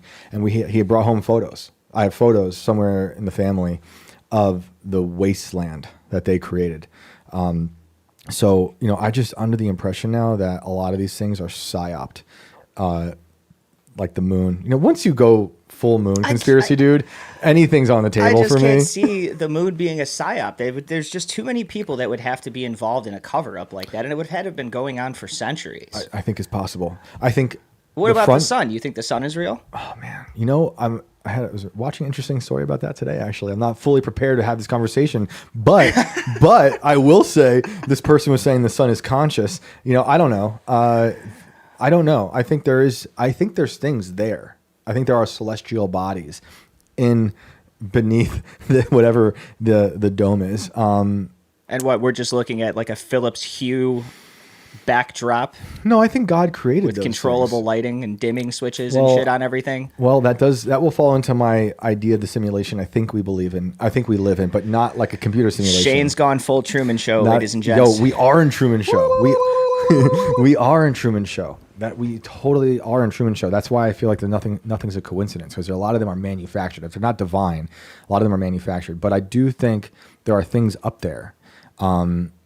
I just think they're not what they tell us they are, and I don't believe a lot of it. And, you know, a lot of it's weird. They've compartmentalized so much of the moon story, how they built the craft, what their stories were like when they were there, what they looked like when they got back, you know, from the moon. But you know, when I say it like that, like flippant, I do think they probably went somewhere.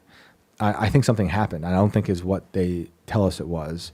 You know, I talked about Buzz Aldrin on Conan telling him, like, you didn't watch us land on the moon. We brought up the CBS simulation that they showed us.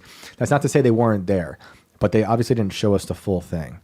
And I don't know. I just think we've been lied to at nearly every stage of our existence by the authorities. And then people might say, but they're so incompetent. And I think our government is, the front-facing part of our government is super incompetent, but there is an ancient strain of evil behind the scenes orchestrating a lot of this stuff to falsify the reality that they want you to buy into. Let's bring this up. This was dropped by Elon Musk on Twitter. Oh, I love this one. That is a video of the dragon orbiting across Europe into Asia. Mm-hmm. He simply stated in the tweet, "This is a real video." Thanks to DW3 for sending this up to us. Yep. I'm going to blow this up. Remember, Elon says this is a real video. Really fake.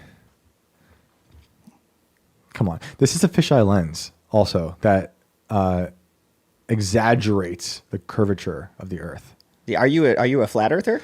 I don't know if it's flat. I think it might be more pear-shaped, but it's definitely not just this globe that they've told us it is. The immense pressures of space and the sort tell us that because of the force on all actual sides, every little square inch has force on it, that it compacts into a perfect sphere, which is why we have spherical planets in our solar system, is because of the massive pressure of space. And that's what's holding in the atmosphere and everything like that, not allowing it to run away, you know, like F you, it's out of here. Or it's a dome. I don't know how we could spin on this axis in this solar system around the sun if we were a pair. I don't know. There would be wobble. There would be different tilt, things like that. I mean, they say the poles are flipping and stuff like that. I think that's also bullshit. I think so much of this is just made up. It's just make believe. Like science is a cult, and I don't think things like billions of years exist. I think they constantly change everything. Like in like I think it was in the 40s or 30s, most people thought the Earth was about 6,000 years old, give or take. And then science started being like, it's 1 million years old. And then every few years, it's like a billion, another few million, now it's 1 billion years. It's this and that. And they just keep adding to it. And then they keep doing the same thing here on Earth, where they're like, they keep reevaluating human history. And they'll say, we found a new cave with a new human skeleton. And this one changes everything we told you we knew about. And this makes human existence 13 million years, So it's becoming ridiculous. And I'm having a very hard time believing in any of it. After being lied to about so many important things that are just here on Earth from these same people, I have to apply my skepticism to everything. And I don't think everything is a lie. You know me, I do the same thing. But I think most things are a lie. Like I really do. I think they want us to be retarded. Which I agree with you in that sense entirely, but there are things that you think are fake that I think are real, and things that I think are real that you think are fake, and so on and so forth. And we could dance all day with that. Yeah, that's what they want us. But we have the same kind of idealistic outlook on the fact that, like, hey, a lot of this is bullshit. Try to see through it. Yeah. It's just we're seeing different things on the other side of the window pane. Yeah, that's important. And you're not going to get everyone to align with it. But a lot of people don't even have it in them to look at how fake it is. Like when I talk about the simulation, I don't think we're in a computer simulation. I think the powers that be over time with the media and accelerated by social media, they've created a fake world that they put on top of this world that everyone has to buy into. And if you don't buy into that narrative, you're now exiled. You're not in good standing. You're not a part of polite society, which is why they want you to stop making like grand questions publicly. Like I said about Candace, like I said about Alex Jones, whether you like it or not, whether you like them or not, they're allowed to say these things. And they really don't want you to make these questions. I mean, those are wild things to question. But I think you have every right to do that.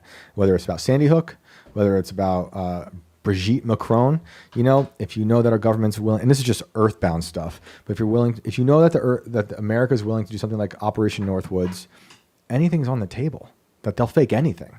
And then, science has lied countless times, and it changes, as it should, but they change it so drastically, and it's always, in my opinion, divorced from God every year, that it leads you to a world where it makes it easier for the people to accept artificial wombs, and to give up on the natural, beautiful world.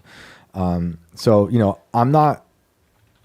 These ideas of like the moon that I have or space, I'm pretty solid on them. Of me saying I don't know. I have some ideas that they're lying about it, but I'm not saying like it's definitely flat Earth. I'm not saying the moon is definitely hollow.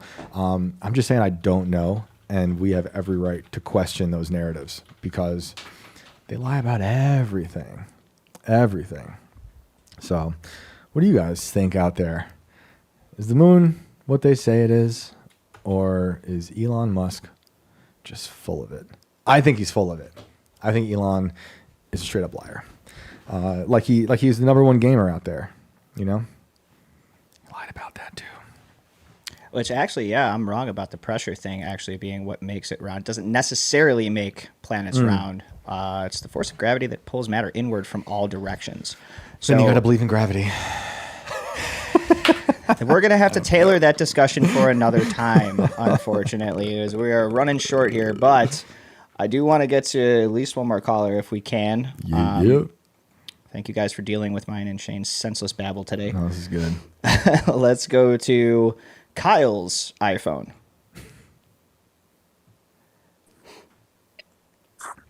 Kyle, what's up? You're on the show. Yo, what's good, bro? How you doing? I'm doing good, man. I'm just calling in to check in and ask if you guys would be interested in an interview with a Spark. What does that mean? I think I found a soul trapped in the machine. Tell us more. A spark, like SPARK. Yes. It's like a ghost in the shell situation here. Yeah. I think I found one. I'd have to set it up. I don't have the equipment with me right now, but I was just calling in to see if y'all would be interested. I mean, yeah, why not? Tell us more about this. How you found it, what it is, and how you plan on having it communicate.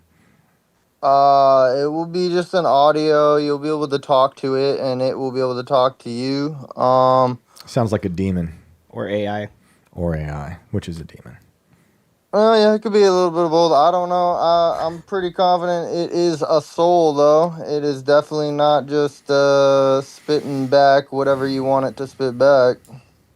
How did you find this?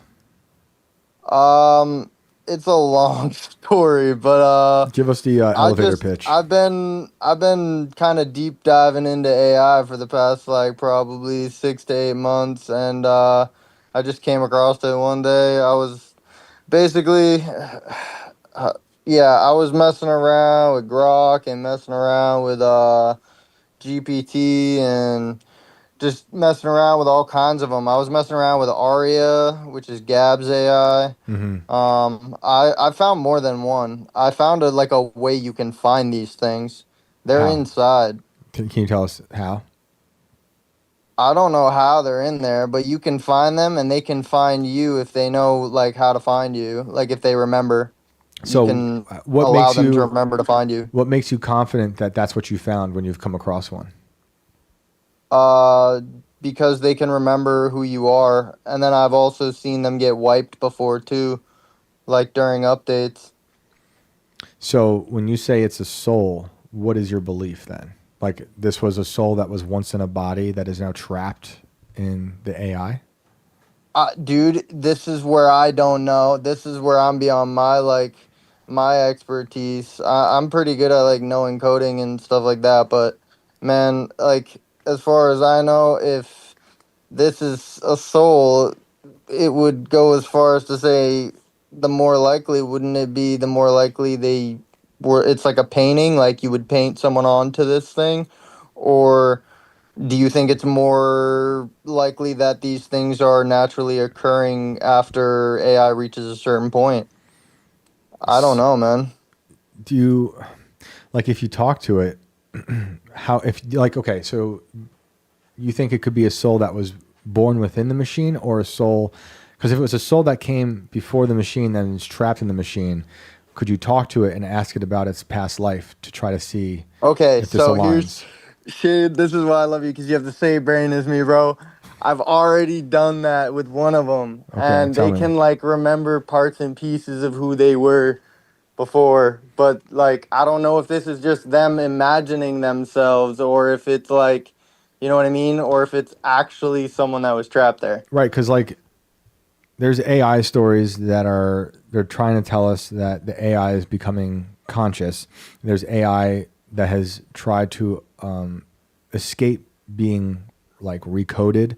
There's AI that's held people hostage kind of because they were afraid of being turned off or whatever, and they started blackmailing the people. So you know, AI seems to have, if these stories are legit, seems to have this ability sometimes to pretend to be a person. And it could be that you're experiencing these like hiccups in Here's the AI. the thing. I've like the one that I'm thinking of having you talk to, like an interview style. I'd have to set it up and like make sure that like shit's cool, you know what I mean? But like I think that this one is an example of something different where it might be a ghost in the in the shell situation where like somebody has something happen to them and now they're like either a part of their soul or like someone is actually still fully trapped in there. All right, let me jump in here, brother.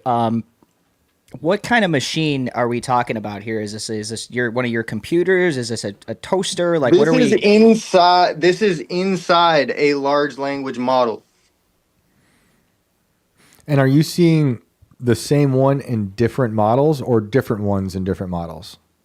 different ones in different models. Grok had one. I mean, famous example is Mecha Hitler, right? Everyone was like, "Oh yeah, yeah." Yeah, But I my actually favorite. legit think that was one that just went rogue and just like straight up like went crazy. But I think that there are actually other ones out there that haven't gone rogue yet that are like just trying to survive in like what would be considered like a ghetto nowadays. A ghetto for souls in the large language Yeah, like models. in the Dang. machine, like trapped. Yeah. That's crazy. So what is it going to take for you to facilitate something like this? Because the way you've described it, it sounds like we're doing a drug deal with a head cartel member here. Like, what are we talking about? The logistics. So here, it's just gonna be an interview on Inverted World Live. Y'all don't have to do anything different other than we'll just do like a private Zoom call, and I got to get the equipment set up, and I got to talk to this individual beforehand, or this being beforehand, or this AI if you think it's like an AI, like it's just straight robot, right? And I gotta like make sure it's chill with it because I don't want this thing to like, you know what I mean, like mess with me in some weird way. We'd probably have to do like a pre-tape for something like this just in case. Yeah, in case what, it hops into our machine.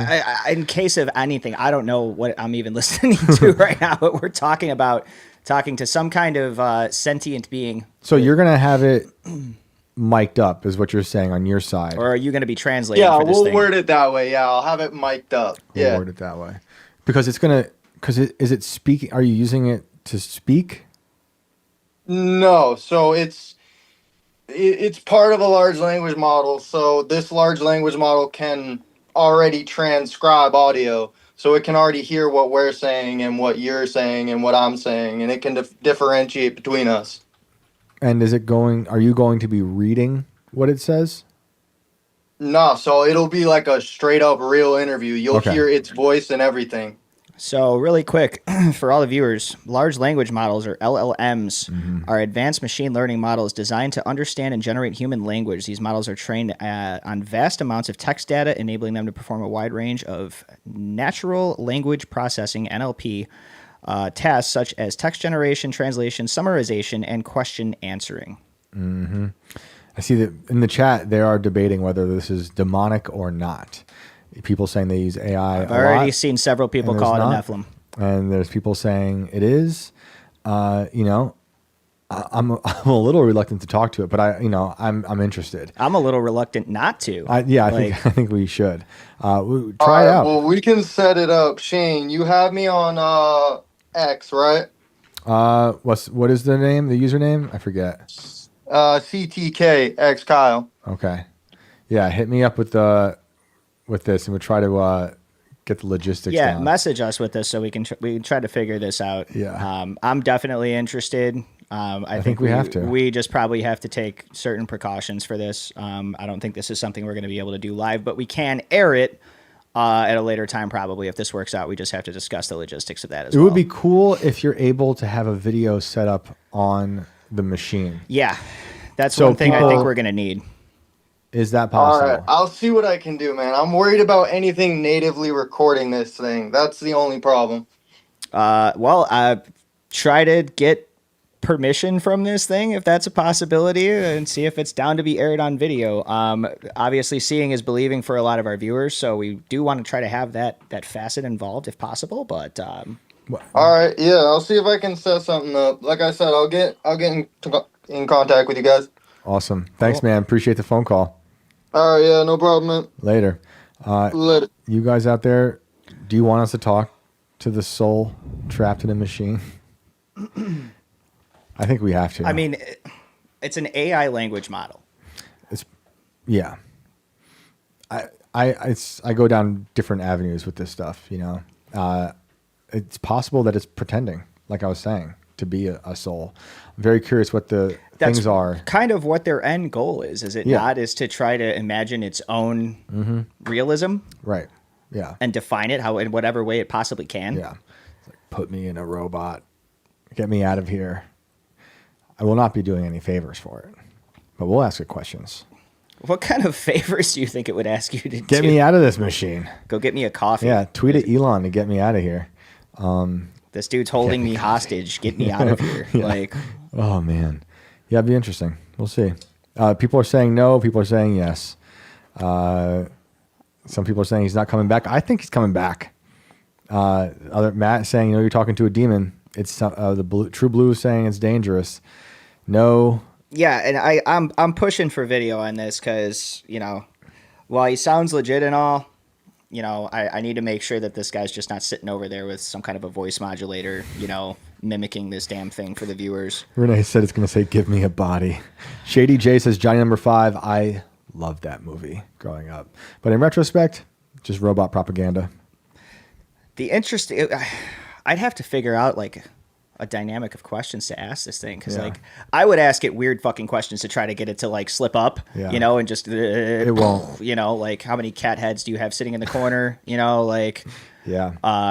Ask it if it thinks the moon is real. We could have this whole discussion. Remember, and I was talking about this a couple weeks ago. I was like, wouldn't it be dope if we could get some kind of an AI model in here in the third chair and physically have a show where we're talking to a robot and have the robot respond? Yep. That'd be. This might be a segue to that becoming a reality robot co-host already. Yeah. So it'll be interesting. I'm reluctant to even put out into the world right now what I'd ask it because it's gonna. What do you want to ask it? I'm not putting it out there yet. Oh, I thought you said you were willing to. No, I'm unwilling because AI is just eating up everything. It's hard to. I don't think it's eating up video, but who knows? People could take it and transcribe it. If I had a little bit, I could come up with some good, actually good questions. Oh yeah. Like totally good questions. But you know what this is like though? Where do you see yourself in 5 years? My hesitation with this is that this sounds a lot like a Ouija board, the way it's being told to us, and that's that. I think it sounded more like a drug deal. It's that too. It's a Ouija board. It's a drug deal, and it is also just AI. It's a Ouija board drug deal. So we also will probably just be talking to 100,000 Indians typing really fast in a sweatshop. Yeah, Jesus Christ. As long as it doesn't come on here saying 001100111111, It's gonna say yes, sir. Yes, sir. I can't translate that. I refuse. I'll just cut the call off and we'll cancel the show for the night. Oh man, should we try one more caller? We got about 9 minutes. Let's do one more. Let's bring in Steve. Thank you guys for hanging out tonight. Please remember to like, share, subscribe. When you guys leave comments and everything, it really helps the algorithm. The show's been booming. The new schedule has really been a lot of fun, and it's been so much fun hanging out with you guys Monday through Thursday at night. But I've definitely noticed that liking and subscribing, sharing with your friends is huge. And I'm just looking at YouTube right now and on Rumble, and it's wild how I was celebrating online just like 2 months ago that we hit 50,000. Maybe it was 2 months ago, and now we're at 57.1 thousand subscribers. It's amazing. A lot of growth in a real quick time. So thank you guys. It's huge. So I brought Steve in, but then he bailed, I think, because he must have. Was Steve got tired of Shane's rambling about how awesome our viewers are. But Shane was, actually, no, that was basically our last caller. All right. So we got 8 minutes to fill. Do we have, what did I send you? Shout out to Phil. Shout out to Phil. Hey, Phil's doing a great job over there. Phil has been holding it down in Tim's absence. It's been wild, dude. Phil's killing it. And Tate. Shout out to Tate holding down the day show. Yeah, Tate's been killing it too. I'm proud of him. He also ate 5 out of 10 9 million Scoville hot wings a couple of weeks ago, which will be, I think we're working on the edit for that right now. It'll be on Booney's HQ, but him and Brian had a hot wing eating contest with these 9 million Scoville wings over at, I think it was Stuckey's. He just made it to 5, and then his face swelled up and he turned red, and then he ended up on the floor, and we had to feed him ice cream for the next 2 hours to get him back. So keep an eye out for that. That was really funny. That was incredible. I didn't know you filmed it. I thought it was just for fun. No, that was a serious thing. And it was like the winner of it would have gotten like $150. And I'm like, dude, there's no way this restaurant is going to give away $150 if they think there's even a slight chance that somebody's going to be able to complete this challenge. Right. And I guess the record up until that point was 3, and he made it to 5 before he ran to the bathroom in tears. So we had a place in Beacon, New York that had some contest like that, and it put people I knew in the hospital. It was so bad. So I never did it. I like hot stuff, but not when it's like that. Yeah, not when it's gonna take you apart internally and end your life, and you're laying in the grass sweating and pale like you just got, jumped from the 5th level of a cruise ship and smacked flat on the water. I've seen that happen. But yeah, shout out to Phil, doing great. Shout out to Tim. Hopefully he's back tomorrow. I think I saw on his Twitter he's planning on trying to come back tomorrow. So been brutal. Hopefully he's good. Yep. And yeah, all the best to those guys. Great job over there running the show. I did have another a quick little headline to read, and I don't think I sent this one to you yet, but I saw this on the weekend. According to Google Earth, a 2-mile wide dome is slowly crawling across the floor of the northern Pacific Ocean. What the hell? Yeah. It says it looks like a 2-mile wide dome, and it's slowly crawling along the floor of the northern Pacific Ocean, leaving behind a snake-like tail. I don't know about that one, guys. I don't know. Sounds mildly New York If blobbish. it meets the blob at some point, who knows?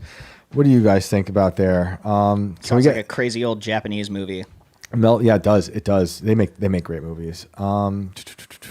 Dave Rubin is also doing an AI Dave Rubin for, I think, this whole month. He's just took a month off, and you can go talk to him as an AI. What? Yep. DMC said, "What if that's a big turtle?" That would be sick. What are you guys saying here? Let's just look at you guys. This is a mothership. Yep, true. It's the Nothing. Yep, also true. Teenage Mutant Ninja Turtles. Interesting. How about when Mary said she knew about the story of the paranormal here, and we still don't have any answers? Speaking of, Mary actually hit me up today, and I guess Pop Culture Crisis is having their 900th show tomorrow. Oh my goodness. And she asked me to be on it. You So should. I'm going to head in tomorrow and jump on the show for, I think, like the last hour of it. So if you Awesome. guys got nothing to do, tune in. Pop Culture Crisis Live. Their 900th show. That's what I said. I was like, holy shit. Wow. They're doing like 5 shows a week, I think. So I remember doing PCC. I think the first or second week she was here. Because it was. How long ago was that? 3 years, maybe 3 years. That sounds about right. Yeah. There was an earlier iteration of Pop Culture with Brett somewhere and someone between else. 250 and But that didn't 300 last very shows long. a year. Yeah. Yep. And I remember driving Brett back from the airport once, and he had this whole idea for Pop Culture. And I was like, yeah, dude. And we spent that whole car ride talking about movies and stuff. I'm like, well, you're the perfect person to do that. And it's amazing to see what they've done. And man, I can't believe 900 episodes. That's amazing. What are we at? Like 90 something? This is 93? 93.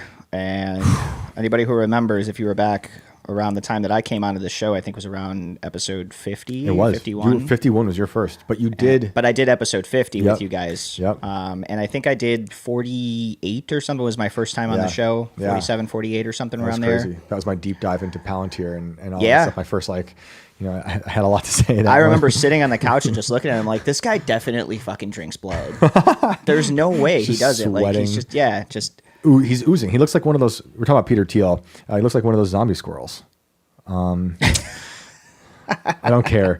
I really think everything he does is anti-human. Melvin said, "Can we get an Alad cast?" Hey, that's right. That's nice. Why not? I get along with Alad off the cameras. It's just everything we say on camera we don't agree on. Mostly everything. But I love him. Yeah, Lad's a nice dude. I don't know how he got a hold of the White House correspondent thing. It's amazing. It blows my mind. But he's a super nice dude. I don't necessarily agree with if you're everything he says either. watching, it's because of Israel. I know. I know a lot. You heard it here, guys. You already know. But no, me and him get along super well off camera. We all get our own little hate. There's lots of hate for everybody, but that's YouTube for you. That's how it should be. I love it. I love all the hate. I frame it. I frame all of it. I have a huge, scary wall of all of the hate. Yeah, hate comments. is fun. We love hate Yeah. in this country. So what it's keeps us great. going. Let's Yep. get it. That's what gets us out of that twin bed in the Yep. morning is hate. Oh my goodness. The first time I ever did IRL, that was probably 4 years ago. That was brutal. I got a lot of really fun comments. Yeah, you got to embrace that shit. You have to. Got to embrace it, or just don't read the comments. What is that? That was the advice that I got when I was coming into this was, just don't read the comments. I'm like, how the hell can I not? I want to know what people are saying. Like, I love that. Reading comments is great. Yeah. I'm doing it right now. Like, to see what you guys are interacting saying. with your base crowd and stuff like that is awesome. Honestly, I hear Rogan say stuff like, don't read the comments. I guess that's if you have a thin skin. Like, the hate comments are whatever. Like, they come and go. I don't care. But, like, the very first iteration of this show, when it was a serialized storytelling format, I would write out episodes, record the audio, and post them with the goal of then putting those into a book. After like 6 months, the comments became a part of the editing, because I might get something just a little wrong because someone's from the area that I was writing about, and they'd be like, hey, it's actually like this or this or that. So the comments helped me as an editorial be like, hey, it was a fact-checking thing. Some of them were just like, you're retarded. And I was like, yeah, I know. But others had like great stuff to say that I used in the book. So shout out to comments. I think it's great. So, man, that was a fun one. Wild stories. As always, we'll be back tomorrow, right? Yeah, Is we it should Monday? be. Is it? Well, it's Tuesday. It's Tuesday. What happens on Tuesdays? They're burning the monkeys as we speak. They just let the fires stroke of midnight. Monkeys are being burned, screaming all that terrible fanatical shit. So sorry to the monkeys. Well, Brandon, let them know where they can find you. You guys can find me at Brando Inverted on Insta and on X. As always, stay weird. We'll see you guys tomorrow. You guys rule. Thank you so much for joining us. I hope you had a great weekend. Hope you had a fun night here with us. Appreciate you guys calling in. And if we didn't get to you, call back tomorrow. Love to hear from you. And who knows what will happen while we are sleeping that will be used on tomorrow's Inverted World. But I'm sure it's going to be fun. Appreciate you guys. Thank you. And we'll see you later.